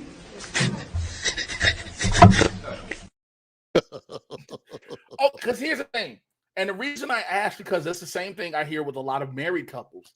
Because a lot of people expect on their wedding night that automatically it's going to be sexual. But sometimes everything from the day and leading up until has been so draining. So this was something that I heard from a number of friends that have gotten married. They actually have the period between the reception fully starting and the end of the ceremony added extra time, literally, so the couple can go. They go get their quickie in real quick because you're not going to have time. So they will literally go have sex and have food brought to them so they can eat, because you're gonna have to talk to everybody for however motherfucking long, and then they come out. So I think that's a smart idea, baby. If you're still watching, that might have to be the game plan at the wedding and shit. Take this shot. Cheers. We're gonna read the Streamlabs a little bit later. Please keep sending them on in. We will read them, absolutely. Oh, whew, that was strong. Yeah, that was. Okay, this next one that was up, we could do this next week. To be honest with you, it wouldn't hurt. That one I just highlighted, we can do that next week. Why? It's kind of an evergreen, so then that way we can get to these other two, because these are more relevant right now. Okay, that makes sense. All right. Whew. Jesus, that hit. Oh, Jesus. Why did I sound like Mr. Slave? Jesus Christ. Wait, please tell me you've been watching the recent South Park, bro. I have not. So here's why. Here's why. Financially, I had to make some cuts. So Paramount Plus. it. Paramount Plus caught it. I want to watch it. Like, my nigga, you just got to keep making up emails and getting free trials. Oh yeah. Oh yeah. No. That's the way to go. I just don't like to do that, and we're splitting together, so that works out. But yeah, you just keep making free trials, my nigga. Because I used to be I had somebody who had hooked your boy up with an HBO Max password, but now all of a sudden they cracking down. They did, which is why you kept asking me, and I was like, Jay, I can't, bro. Like I can't have my shit deactivated. Literally, I would log in. It was like, hey, this looks like it belonged to somebody else. Hey, I don't know what the budget is, man, but you know there is a Disney Plus, HBO Max, and Hulu bundle for $15 a month, my nigga. So right now, are we back on Disney Plus though in Hulu? I mean, Hulu as a general whole, and then like so here's the thing. Yeah. I can get my Disney and Hulu back. I got, how you think I saw Peacemaker? I put my HBO Max on my Prime. Oh, that works too. So that works too. Nonetheless, let's go to this other subject. So again, here on the show, we like to talk and cover some of everything for y'all. Marc Lamont Hill, American author, professor, and more, is a regular part of the Joe Budden podcast. Okay. He is recently been added. Now, he was fired from CNN for his thoughts towards Palestine, but he has gone on other programs such as the Breakfast Club, et cetera, to, still say free Palestine and things like that. But he has become a part of the Joe Budden podcast, which is an interesting thing, because what it does now is it adds an extra level of discourse to Joe, right? So he got into it with one of the hosts, Queen's Flip. Why did I not fucking add that to the thing? Hold on for a sec. Don't pull it up. I'll just put it in. No, you're totally fine. I can play another video real quick if you need to buy some time. Buy me about 5 minutes. To my guy in the chair, when I pop in, pop me right out because I'm gonna pop in from my computer. God damn it! Okay. I thought I. So yeah, all good. So I got a couple things. So first right here, I didn't play this last week. When the oops, let me pause that and bring it up. So when the pull Mark's face off of here for me. Yeah, take his face down. Put it on so when the Buccaneers played the Seahawks, Baker Mayfield, who is currently the front runner for MVP, in my opinion, had this to say to some Seahawks fans that were talking shit to him.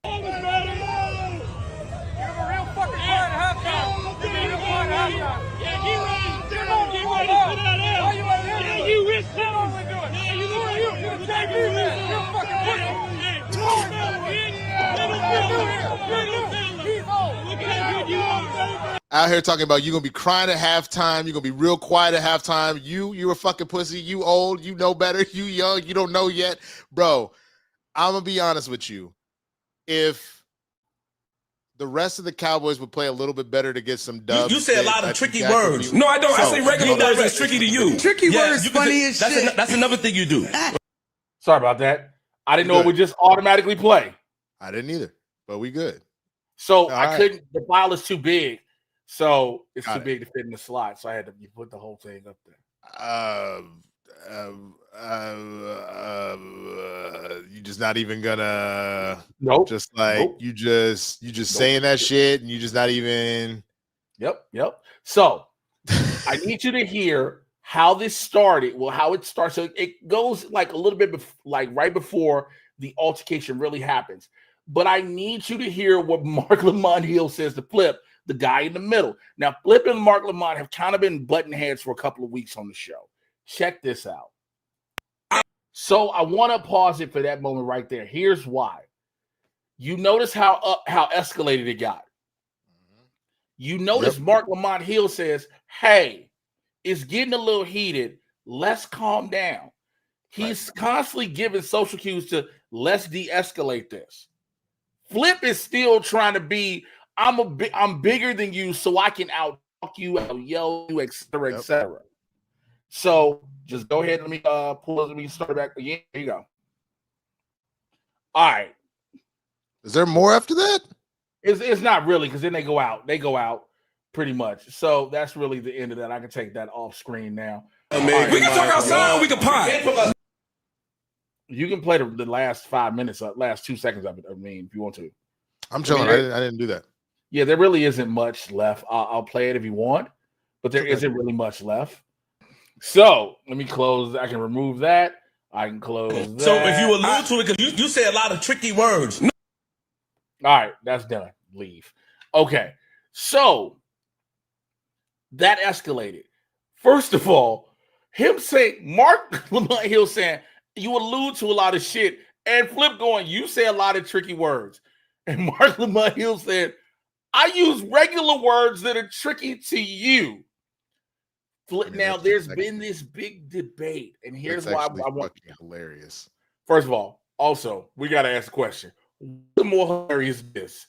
I use regular words that's tricky to you. You mad because your son's favorite color is 5. Nigga. Okay, by far it is your son's favorite color is 5 by a mile. That is genuinely, that is so pointed.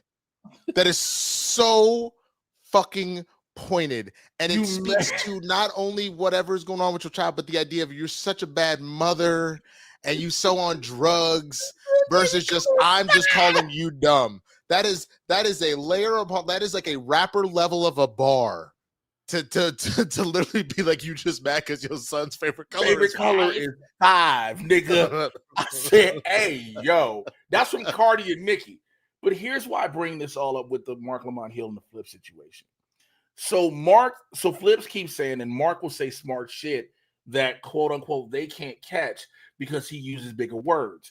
And I've seen a lot of people arguing on social media that Marc Lamont Hill tries to weaponize intelligence. And here's why I have a problem. Here's why I would love a definition of what weaponizing intelligence means. I wish I would have pulled up all the. So somebody tried to come at me and I took screenshots, and I forgot to cut these up. So let me see. Where is the first one? said, if you don't know, smart people are the narcissists and master manipulators from utilizing their intelligence. I said, it took me about 20, 30 minutes or 45 minutes to respond to her. I said, okay, I think I finally started laughing at this because, woo Lord, there's so much to dissect in this. Just small ass statement. She's like, I see your commitment to misunderstanding me. You have to be dumb. Do you have to be dumb to not use your intelligence as a weapon? No. When you think you're smarter than people and moving that arrogance, you need to check yourself. Mark does that shit on purpose to flip an Imani. And I was like, how did you come to that conclusion? She said, I came to that conclusion because you speak of his intellect as if it's at a level that cannot be reached by other men. To an extent, it is. I said, I listen to the pod weekly. Mark is great for certain topics, but he drops stuff on them when they aren't prepared for, which doesn't happen on other platforms. Mark, like many smart people, weaponizes his intelligence against those he doesn't believe is smart, or he does to flip quite often. Mark also believes trans women aren't actually women, so that ain't smart. So then I said, every single thing you stated was instantly negated by that final line. If somebody says you quote unquote use tricky words when a person is simply using their day-to-day vernacular, it speaks volumes about that person. Here's the issue I have with this. And again, let me know how you feel to the neighborhood. Let me know how you feel to those watching on the replay. Let me know how you feel. Marc Lamont Hill is an intellect. He is a professor. He is an author. He has been on numerous networks and platforms and outlets to speak on things on a particular level because he possesses that intellect. He speaks in a certain way on a daily basis. Now, him sniping out and flip the way he did, he's also from Philly. That's going to happen. That is not weaponizing intelligence to use what you have because someone isn't on that level. Here's the problem I have with this statement of weaponizing intelligence. The overall arching problem I have with that statement is this is how the country ended up in the place that it is today. This is exactly how we ended up in the place that we are today. Because you have people say, oh, you think you smarter than me because you look and read them books. Somebody had the nerve to say, oh, you think you're smarter because you've been indoctrinated. No, people do the research, do the study, and gain the knowledge. Jay, take it a step further. The number of people that have been like, so you just blindly trust doctors? You just trust your so-called experts? I trust experts. Think about the word you just said, expert, meaning they are an expert on the thing. Now, mind you, we said this before, and I agree with this. You should still ask questions about shit. But if somebody who literally has put their entire life, what that should mean is, let's say somebody says, hey, I think you have XYZ sort of cancer. You go get a second opinion. I actually back that. I do think you have. That is the only type of question, but to be like, you don't know what the fuck you're talking. I don't have no goddamn cancer because I believe in Jesus or because I don't do any of that. I'm a vegan, whatever. Like, no. Stop all that stupid shit. All right. That is fucking insane. Challenge it enough to make sure that you're not getting bamboozled. But this idea of literally telling experts who have made their entire life to figure this shit out, define it, and make the world a better place, you are out of your fucking mind. And that is the real problem with saying RFK Jr., for example, and Trump, because you have sit here and told people it's okay to honestly be stupid. I've had discussions with people just in common. Look, I always say this. You know, you many people know me as a comedian, many people know me as an actor, many people know me as a pro wrestler, they know me as an internet host, et cetera, et cetera. But at the end of the day, I'm a kid from the shy, right? But I'm also an intellect, and I make no qualms about that. I don't keep that a secret. That I know shit. That I'm very proud of the education that I've ascertained. I'm very proud of my acumen. I'm very proud of my mental acumen. And if I have a conversation with you and I use words that you may not understand, it's not me trying to speak on a higher level than you. It's not me trying to down you or demean you as a person. It's just my vernacular is a little bit more expounded than yours. And a lot of people want to look at it like, oh, you trying to call me dumb. I've said nothing about you. But when you say you use tricky words a lot, if you feel like that, every time you hear a word, you do not know what it means, write it down. Bro, not only that, like go and try and do things to better yourself. Because let's take it. I'm not even trying to make this some stereotype shit, but let's take it to a physical realm for a second, right? Just instead of an intellectual one. Would somebody be saying, "Oh, you were weaponizing your athletic ability"? If we went to go play one-on-one basketball and your ass has been doing this and you were very talented and you made it to the league and all that shit, and you're crossing me over and dunking on my face, or is that just somebody who is very good at what they do? And you can't necessarily hang with them? Would you tell them to just be holding back and shit? The shit doesn't make logical sense. It literally does not make sense. If you are going to sit here and attempt, like, it would be one thing if Marc actually went out of his way to undercut people, and he doesn't do that. He just doesn't hold back from just speaking truth and using all of the gifts that he has either gained innately or cultivated and sharpened over years of education and working in that sphere. So this random idea that just because someone uses words that aren't basic as fuck, all of a sudden that's weaponizing intelligence, that is a massive fucking problem. And I'll be real with you, that has nothing to do with the black community or nothing like that. That is a problem, period, with society today, that you have let the internet dumb you down so much that you would actually believe that that is what's going on. One of y'all, whoever has the access, switch from extra blurs to blur clips. Yeah, I got you. Hold on. Because I can't change it. There you go. Okay. I wanted to do that because, where is it? Is it here? Because everybody said Flip and Marc Lamont sounded like this. This your boy? Yeah, that's my boy, nigga. We rep the same smart tech. This one, bro. First of all, you throwing too many big words at me. Okay, now, because I don't understand them, I'm going to take them as disrespect. Watch your mouth and help me with the sale. Literally sounds like what happened in real fucking time. You ever heard of rolling 20s, nigga? We fuck just in the ass, all right? That happened in real time. A nigga said, because I don't know them, I take them as disrespect. It was we saw it play out in real life. And the problem is, people are like, oh man, just because somebody speak with intellect don't mean they smart. What? I'll be honest with you.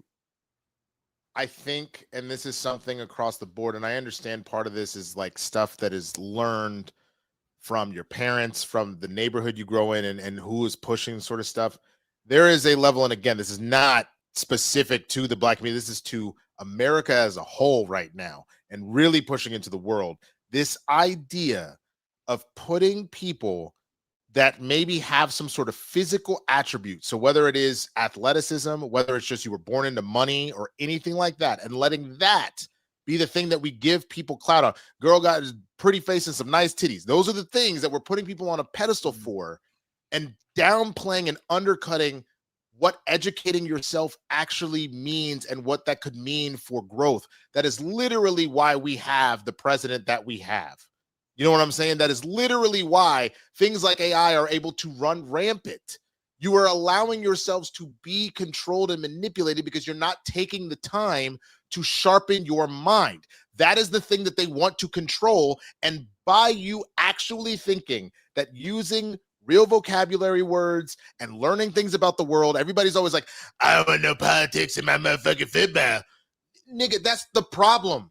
That's literally the problem, that the black men in that fucking league are being affected by shit. But you didn't want to hear that because I just want to see you motherfucking Jaden Daniels score a touchdown. You are literally the problem.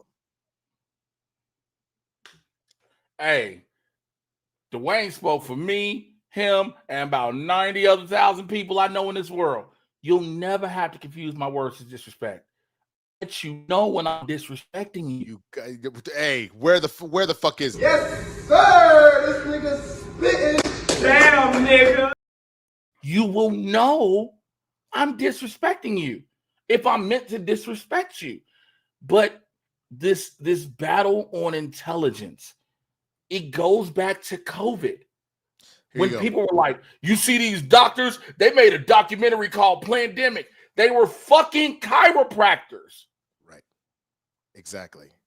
So Raymond 2000, you know, anti-intellectualism is a conservative pipe dream because that's the only way they win elections. It's the stupid, uneducated people who call us sheep who vote for these Republicans. That's why they went after the schools and institutions first. 1,000%. For those that don't know, the biggest thing that Reagan went after immediately was 1,000% punishing this idea of everybody going to college, because you saw the protests happening with Vietnam and everything else like that. And so there became a massive push to undercut institutions. That's also why the institutions got so fucking expensive, because if you could start to ice people out because it's too expensive to get educated, they won't actually go after it. How many movies have you seen where it's like, man, you know, I don't know, man, college, that's a pipe dream, bro. I can't afford all that shit. We can't do all that. Literally, the idea of trying to prevent you from intellectually bettering yourself, because that is how you attain freedom. Also, for everybody watching us right now live on YouTube and on Twitch, we thank you so much. Please make sure you are liking the video. Subscribe. If you just happen to stumble upon Blerds in the Hood, subscribe to the channel, man. Make sure you follow along with us. Check out previous episodes. Follow us on social media. Leave comments. Let us know what you think when you're commenting on the stories that we are talking about right now. We're talking about the battle on intellectualism. And it all came up from the situation of Marc Lamont Hill on a recent episode of the Joe Budden podcast. So I wanted to make sure to bring it up. I don't have a graphic in here for this, but let's just talk about it, man. Let's talk about it, man. Sounds so depressing to talk about it this way. I know. I didn't do a review of it. I meant to do a review. I probably will cut this out and post this. That was my review on the channel. Do you want me to give you on the front so you can do that? No, you're fine. Okay. No, we can have it together. You know I don't give a shit. So it was the Peacemaker season finale happened man. last week. Just hearing your voice, it sounds like you maybe have similar thoughts that I do. So I'm gonna let you go first because I did do a review on this. I mean, what were your thoughts watching the finale? I was going to do a review. I didn't get a chance to get into it as much as I wanted to, and again, dealing with everything. I wanted more out of the finale. Yeah. I wanted more closure. Yes. Now, seeing that Rick Flag Sr. and Lex Luthor are working together leads me to believe that Rick Flag Sr. is a major part of Superman Man of Tomorrow, as is Luthor, as is Salvation, which is now included into it. But the write-off of he feels like he's the angel of death, Peacemaker. They bail him out of jail. He's like, I don't want to be here. I want to leave town. They go to his motel room. The best part ever is Vigilante tackling the shit out this nigga. And tasing him over and over and over again, bro. That shit was hilarious.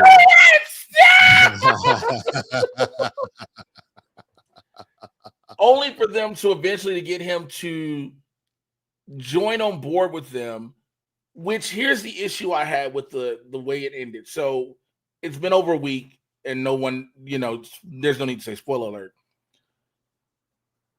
To have Flurry, I didn't understand. Judo Master, I didn't understand.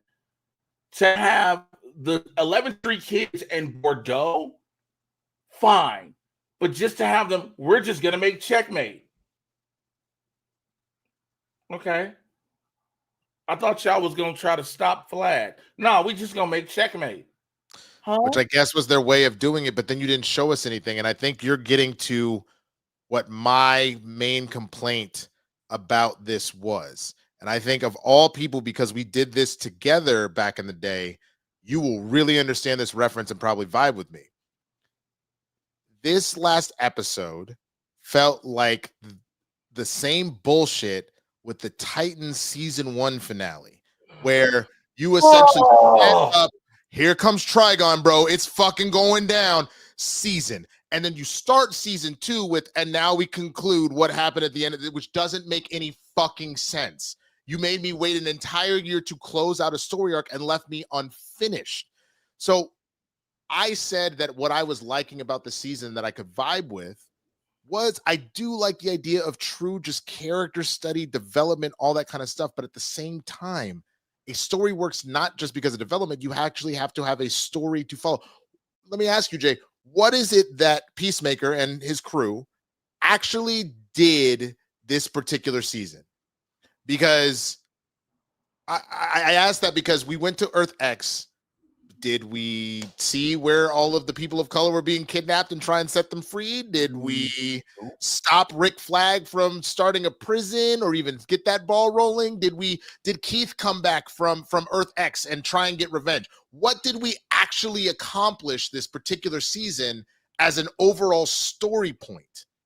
Yeah, I was very I knew they wouldn't release all the people of color from Earth X. I knew that was going to happen. Of course, but you didn't But I wanted to see Keith. I was under the impression Keith was going to come through the door and fuck shit up. And they were going to have to stop Keith. And that will be your last big thing that you do. The consequences of your actions. If you would have at least had a fight with Peacemaker versus, damn, I'm frozen. I don't like the way I'm looking like right now. You look mad. I was mad as shit. Okay, can we stop? Can we come on, computer? Can we unfreeze my face? Okay, there you go. There you go. There we go. If we would have had the battle of Keith versus Peacemaker, I would have personally been fine with everything else that happened. Everything else, because it set up him being still alive. When you have Hardcore being like, I can't let you come after him. That didn't pay off. Earth X is always going to be Earth X. Because even if they did what they did in just that one little sit, think about it. It's the world that's like that, right? They only would have had to deal with Evergreen Washington in that world. Mm-hmm. So I knew they were never going to change the world's problems there. Because fuck around, the Justice Gang is the Syndicate. Yeah. You know what I'm saying? If we really go crazy. Yeah. But I don't give a fuck. Also, let's be very clear. This is a gross overstatement. This is, like, I understand it is also one episode that's not good. And it is something to be said because I mentioned this earlier when I was talking about this. If this is a plane ride, if you take off well and there's no turbulence, if you go to land the plane and you crash that bitch, the rest of the flight doesn't matter. But we're acting like this is the whole of the DC universe here. That's not what's going on. It is I never will say, listen, Creature Commandos, Peacemaker as a whole, Superman, I can't say that his run is a flop. It's at not. All. They were all great. They were all, the season finale didn't stick. That's fine. But also the thing is, the season finale for Peacemaker, as both Winston and I said to each other privately, is just a prologue to Man of Tomorrow. Or even better yet, I would argue an epilogue to Superman. It literally felt like we just kind of closed out Superman on some shit you didn't get a chance to get in there. It literally is, like, literally his universe connects completely. I'll give him that. When he said everything was going to connect, I give him that. But he made it seem like so much that Peacemaker was its own contained story within the world. And the introduction of Luthor is like, okay, the quantum tunnels, which I believe are just going to lead to the boom tubes. Because that's literally what it looked like we're doing. The quantum tunnels are just going to give us boom tubes. Here's the nerd part. But it was Superman, Peacemaker, Superman 1.5, Man of Tomorrow. Because you still got Supergirl that's going to happen. Right. Then Man of Tomorrow. I will say this, as somebody who's reviewed this is now taking another step into it on a different voice. I think Gunn has put more on his plate than he should have. I think so too. I have zero issue with him being the driving creative force. Right. But wanting to run the entire studio and saying, well, fuck it, I just got to write everything and direct it. I'm going to give you the perfect metaphor and then we should move on because I have a hard out tonight. But let me give you the perfect metaphor for what I feel Gunn has done. I have an audition. I have an audition due at 9, so I have to edit it. I already filmed it, but I need to edit it. So this is the metaphor that I think is perfect. James Gunn unfortunately, has currently set himself as Jerry Jones. He has decided he's not just the owner, he's the GM, and he has to be in the mix with everything right now. And he's even said on a few interviews that he's already starting to burn out because of how much he's doing. The whole point of being that kind of studio head, being the main exec behind it, when you look at Feige, yes, Feige's influence is all throughout, but he is not directing and writing every single movie. Right. He is making sure his vision is being portrayed with folks and then letting them do that shit. So it's the same thing. James has got to, if you want to go full Superman, my guy, go full Superman. Let that be the thing that you decide you're going to personally be invested in. But then you need to let other people cook, just because you will burn yourself out. And we will end up with things that are maybe a little not written to the fullest of their extent because you were stretching yourself too thin. Yes, I agree. I think, again, and I want to make sure it's coming across that we're not shitting on what Gunn is doing. No. Having the plan that he has is perfectly fine. Yes. I think he's made the plan, but he can't relinquish control because, okay, Andy Muschietti has Brave and the Bold, right? Does he? No, I know, but I'm saying as many times as it's been like, yeah. Like, you know what I'm saying? I finally fully watched The Flash, and I took my Ezra Miller's a trash human out of it. I didn't like some of the story. I'll admit the whole you create your own Reverse Flash and Savitar and all this other shit. What that was weird for me. But the way it was done was a great film. So I see why you gave Muschietti Brave and the Bold.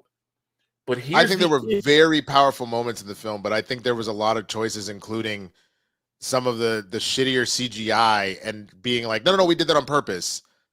That, yes. You know. So, but here's my issue, and then we can move on to our to whatever we got to move on to. My issue becomes, you have to tell this when you do Brave and the Bold. You're going Batman, which is totally fine. You get your Batman, cool. He's existed in this world however long. But you going Damian Wayne. For those who don't understand, with him using his son, that is cool. That's fine. But there is still almost 20 years you need to explain prior. Because in order to get to Damian, Dick Grayson has been Robin, and he is now Nightwing. Right. Jason Todd has been Robin, and now he's died and come back as Red Hood. Right. Tim Drake has been Robin and has moved on to Red Robin. Right. And now he's Red Robin. And Batgirl, like Barbara is either back in action or at bare minimum is Oracle. Like that's a lot. Oracle now. That's a lot. And the thing that upsets me about skipping all of that, we have never properly gotten a live action Dick Grayson, Jason Todd, Tim Drake. You're just going to undercut all of that? It would be one thing. Like, I understand you had Batman Forever and Batman and Robin, but let's keep it a buck. We didn't even get to the depth of all of that just based off of how that all went down. It seems like a fucking travesty to just, we're just going to jump that and go to Damian. That's crazy, in my opinion. But I think going straight to Damian is wild. It is. I would have said go Jason Todd. Go to Jason at least. You go to Jason because the Red Hood story comes around with, but again, this is why also Salvation maybe, so for those who are familiar with the comics, Salvation, the planet that Peacemaker ends up on, is the training ground for Darkseid and the New Gods, right? Here's why I think it actually does play in factor. While I said we might get, I told Winston, we might get Granny Goodness, Desaad, and all them. Probably. Here's what I think we are going to get them. Because what's this chapter called? Gods and Monsters. So bingo. Yep. There you go. Streamlabs.com/Blerds in the Hood /tip. Streamlabs.com/Blerds in the Hood /tip. Okay, we're going to get to these Reddit stories. And I got to tell y'all right now, the second place winner is a tie. So we need the tiebreaker vote. If we don't get it in about 30 seconds, I'm going to let Jay choose. So I will tell you that the number. I don't like the way he said that with disappointment in his voice. I'm gonna let Jay choose. No, there we go. I found an ending there, so I just ended the poll. So here we go. We're gonna read the second place finisher first. We still got to do Streamlabs afterwards. Yeah, we'll do the Streamlabs right after that. Exactly. Okay. Am I the asshole for sleeping with my soon-to-be ex-wife's friend? No. My wife cheated on me 2 months ago with the guy nigga, stop reading. She met while we were still together and working on the relationship. Now, almost 2 months later, I texted a woman who has a kid who's in the same class as our kid.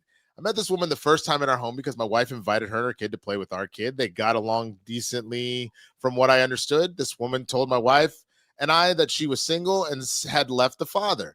Now, mind you, this is all I knew about my wife's and her relationship. I did not know that they had been texting each other a bit since then.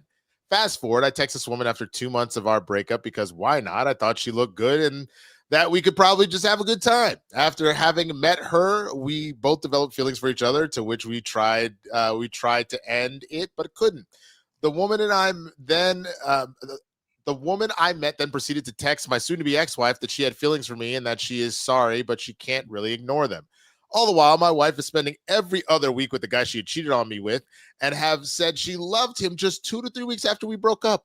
We haven't even sold our house yet, and she has already rented a place for herself and him and are planning a new life for them, introducing our kids to him, etc., posting pictures on Facebook where he is holding my kid's hand, etc. Now she has the balls to say that I'm the asshole. Reddit, am I the asshole for fancying, so I guess it's in England, for fancying my soon-to-be ex-wife's friend? Nigga, don't ask me. You already know what I'm saying. Yeah, that's going to be a lot of absolutely nah, bro. Now, there is an edit. There's an edit. He says, as the situation stands now, she has threatened to contact the court to basically force sell the house to the lowest bidder. This could mean our entire 10-year housing career will be lost, and any hopes in putting any of the money from the sale of the house into savings for the kids will be gone. I haven't received any calls or letters about it yet, so we will see. Bro, this wife sounds like a fucking... You can never force anybody to sell a house to the lowest bidder. That sounds absurd. But... I don't know English laws. Maybe you can. I don't know. Oh, my God. Oh, shit. Oh my God. Matt is saying, yes, you can. Oh, who said that? Matt said, yes, you can. You can force a sale of a house. To the lowest bidder? Yeah, just to get it sold so that the divorce can be finalized, especially if there's custody involved. I know that much, but that's crazy. That's absolutely crazy, bro. Oh my God. It doesn't make sense to me because it's like, first of all, we're divorcing. It's over. But second of all, you cheated on me and you already like fucking nigga. You already rented a new house and shit. And the only person I should be fucking is your sister. That's it. That's more on the sister at that point. If the sister does that, that's more on the sister. But come the fuck on. Yeah, dude, that's crazy. That's some crazy shit. All right. Well, all that being said, the other winner here was did I lose the poll? Where the fuck did the poll go? Oh, that's wild, bro. All right, that's fine. It was the doorbell camera. The doorbell camera. So, am I the asshole for wanting to check the neighbor's doorbell camera to see if my wife is telling the truth? So, I, 36-year-old male, have been married to my wife, 35-year-old female, for 7 years now. We've lived in this quiet suburban neighborhood for the past 5 years. Yesterday, my neighbor lady mentioned about seeing a plumbing van outside our house for a long time and asked if everything was okay. I thought she must have been mistaken because it was just a small pipe leak under the sink, but the lady said she saw the van outside for almost 5 to 6 hours. When I casually asked my wife last night about the issue, she said the fixing took almost 5 minutes and the dude was in and out of our house, which confused me even more. I didn't tell her what the lady had said. The neighbor lady has no reason to lie. We've known each other for a long time now, ever since we moved in. I have good relations with her children who used to live nearby a few years ago. She's also very sharp and not forgetful. I feel like I should check her doorbell camera for confirmation, which faces our house and street as well. Am I the asshole for thinking that my wife is lying to me about the plumbing issue? Hey, your wife was getting more than just that pipe fixed. She was getting some. This man was laying pipe. He wasn't. It wasn't a small leak. She was chasing waterfalls. Listen, she said, "Oh, it's only like 5-6 minutes." Nigga, you better add 5 hours and 55 more minutes to how long he was there. Yo, here's okay. So there's an edit. This is why I said, hold on here. There's an edit. So the edit says, I'm at work right now and the responses are getting way out of hand. I was not expecting this many. I get it. I'm the worst guy ever and my wife deserves better. I don't have time to answer every question, but the reason for my reaction was more from my insecurity and my wife's past habits than anything else. What are the past habits, my nigga? I'm sorry for being a human. I won't check the camera recording. Hey, you married a chick who get down and for the streets. You married a chick. Let me ask y'all this, to the neighborhood, to my co-host, to my guy in the chair. Have you ever been out with a guy out with like some friends and you see a guy who has his girl out and this girl gets way too drunk? But not only does she get drunk, she gets way too flirty with everybody. And he has to go get her like he know if he don't go check her, this gonna go wrong. Like she is liable to fuck somebody. I have seen that way too many times. It's when he says past habits, she's done some shit. She's done some past shit. Habits thing is the thing. That's where that's coming from. That's where that comes something's from. Unsitting in him. Yeah. She's done some. She might not have cheated direct. We don't know for sure, right? But it seems to me she has been way up on somebody, giving them the inclination that they gonna fuck. And they may not have fucked, but she's given that inclination and it's made him uncomfortable. So more than likely she is cheating. I'm okay. Hey, I know in Blerds we gotta go. I did a show a while ago. This was like about a year ago, and a year or 2 years ago. And when I did the show, the girl who put the show on was there, and a bunch of comics came out. And she was all huggy, kissy up on me. And I was like, okay, bet. But I didn't know that her boyfriend was there. And I was like, hey, yo, chill. I'm trying to be a Christian. Now, that's just my go-to statement. I didn't know that was the case. She tried to almost fuck me in the bathroom. Jeez. Now, this was during the show. So, hearing that story takes me back to years ago with that situation. You know what I'm saying? Like, no, I mean, and I'm reading a lot of these comments, and a lot of people are saying this. They're saying, look, technicians do that all the time where they will sit in the car and file paperwork or answer calls or whatever. But most of them, like, there was a bunch of people like, you're just a dick for not believing your wife. But a lot of people are like, I could see that for 90 minutes to 2 hours at most. At most. Because they're eating their lunch and they're answering calls or whatever, set paperwork. But 5 to 6 hours is nuts. Also, I got a message saying stop being a fake Christian on Beyonce's internet.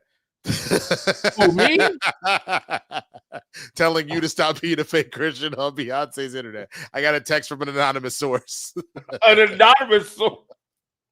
They just told me to relay that to you.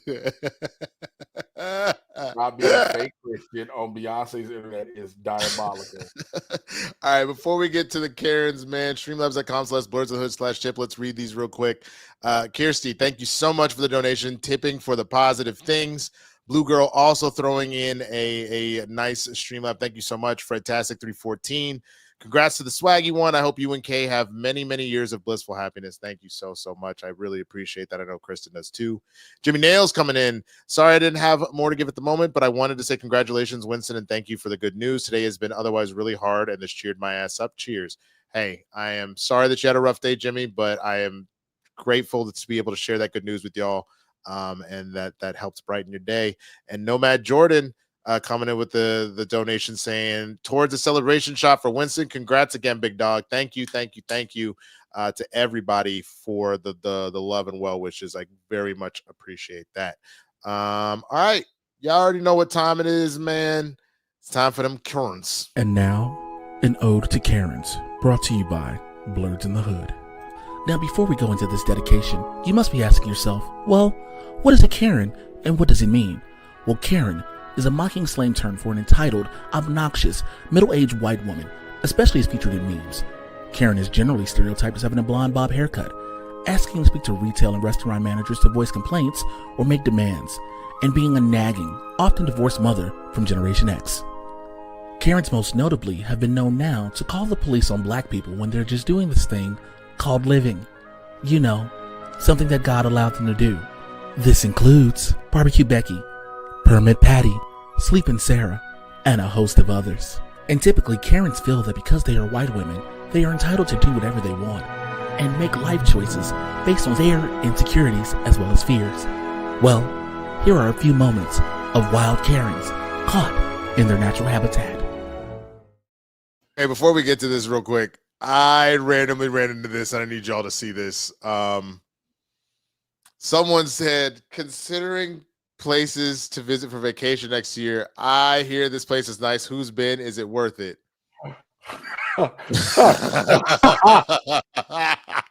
Hey, you want to see the only coon I support?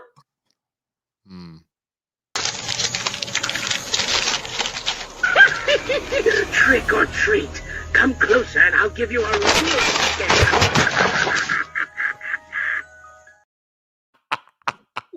Hey, yo, that's fire, bro. That's fire.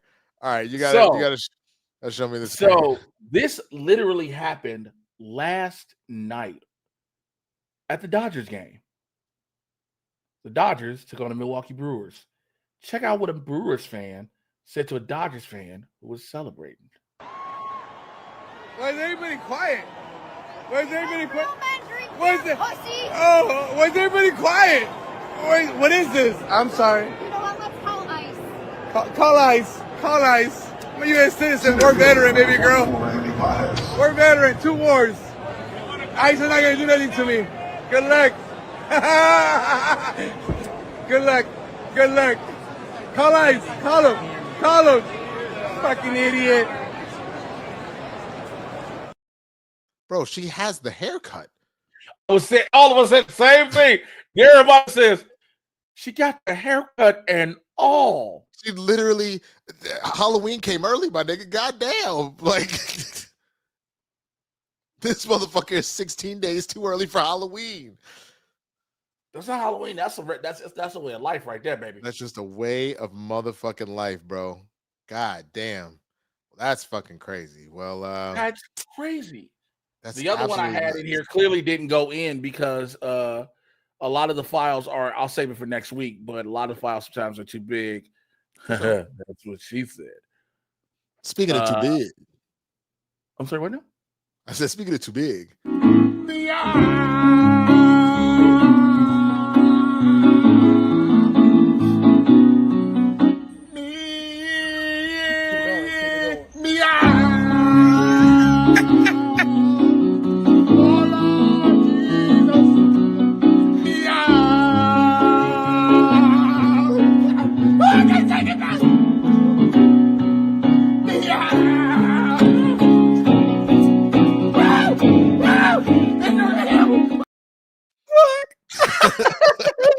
I said, speaking of too big, you were like, oh.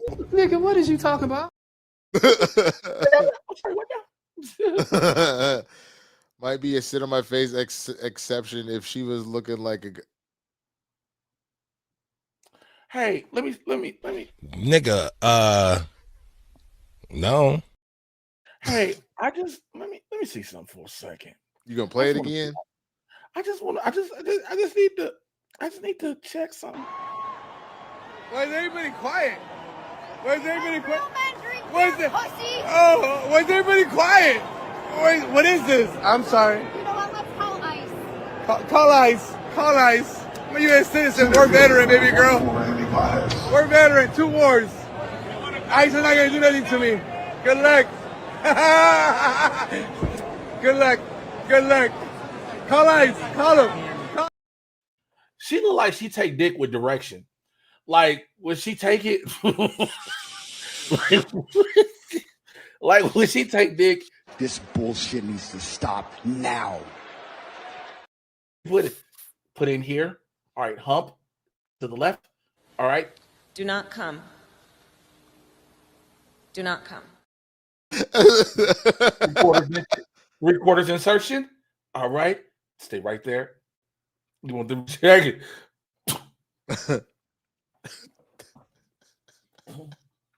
Nigga, did I just catch you having fun? Hey, man, we got to get ready to get up out of here, man. Get out of here. If you told me there was Tina Fey in a wig on SNL, I believe it. God damn. He's out of line, but he's right. Why does that fit whenever you play it? Like, hey, he's out of line, but he's right. Every time. She gives the coldest missionary this side of Antarctica. Boy, I ain't never had that ever happen to me. I'm trying to see what that be like right there. Look, be that dead cockroach, baby.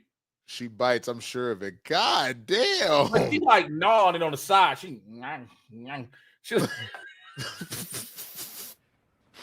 that nigga had me scared, but I held my own. Fuck that. Wait, I meant to hit this when you said gnawing on it. Who don't got no bitch?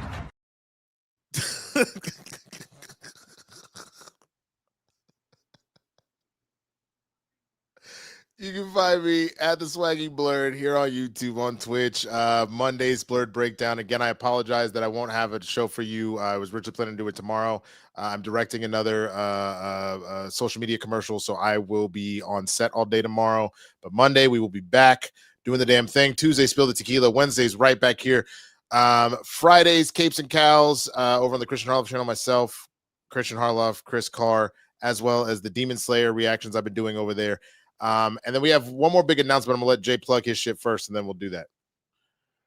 Twitter, Instagram, no, fuck Twitter, Instagram, TikTok, YouTube, all Mr. Jay Washington, MRJAY, you should know as well, Washington. I'm gonna be in these stand-up streets as much as I can, doing everything I can. Please make sure you catch me in your area, especially if you're in the Los Angeles area, in and around Los Angeles. Trying to work on getting back to Vegas, San Diego, and even north, probably the Bay. So make sure you come out and check out all of those. I will get up some reviews and reactions very soon. Oh.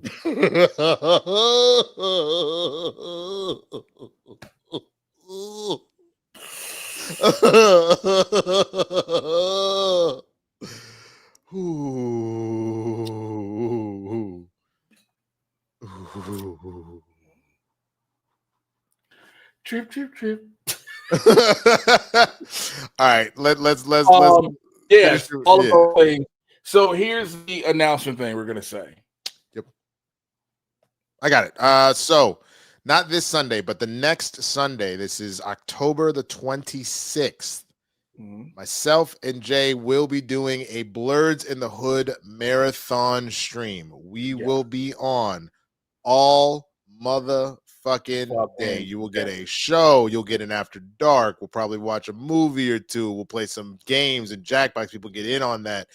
We will be here all day on the 26th of this month. So put it in your calendars. Come on through. Kick it with us. All the We're trying to raise the money that I lost. We raising money both from the standpoint of Jay, obviously the money that lost from the shows. I myself now trying to plan for a wedding and shit, my nigga. So come on through, hang with us. We will have reward tiers of stuff that will happen. So if you remember what shit that was going on when we did the Hot Ones challenge, all sorts of shit will be going down. So that is October the 26th. That is a Sunday, not this Sunday, but the Sunday after. We'll probably watch a Cowboys-Browns game, and I'll shit all over Matt's team because they're not good. All of that shit, we will do that. Bitch. It's literally on the calendar. We play on the 20. Oh, it's the Broncos. That said Broncos. I thought that said Browns. That's fine.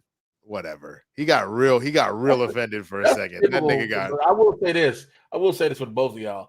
That's typical Browns fans. Get into my feelings here. Talk about the Browns. It's also your Cowboys fans not knowing how to read. So it's on both of y'all. Well, no, because look, let me show you exactly. I'm gonna show you right now what it says because it is. Let's see. It probably says BRO, and he just assumed it was Browns. That's literally what it was. So right. Damn, you niggas can't read. When they do that shit, they do.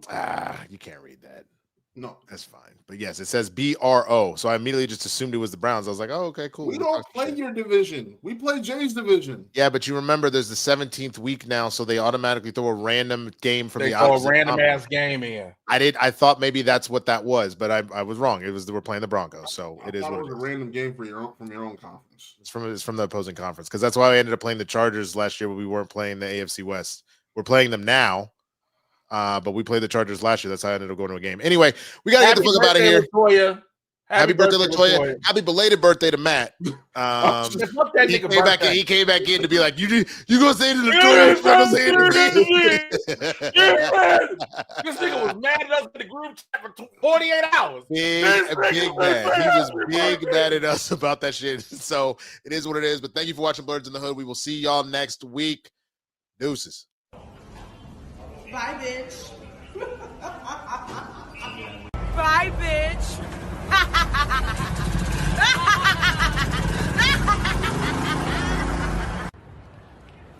Bye, bitch.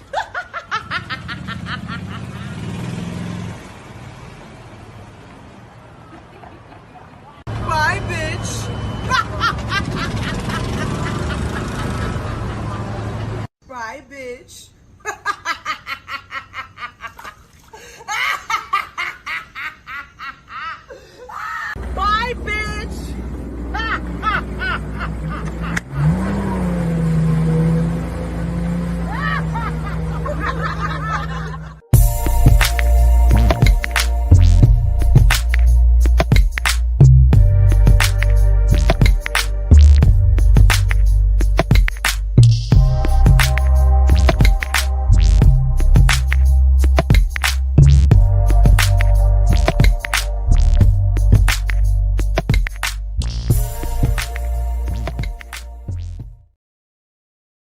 Hey man, you get to edit video and I get to look at these text messages and see if I get to play my dick tonight to somebody just watching the show. Now that sounds wild to say. I had nothing. Why can't she? Why are you playing with your own? You not what? Because she in Vegas right now. And I can't roll 7-Eleven on that ass when she in Vegas. Nigga, get in your goddamn car and get to driving. Nigga, it's late. I'm older now, nigga. I'm in the house now. It's past 8:25, nigga. I'm home.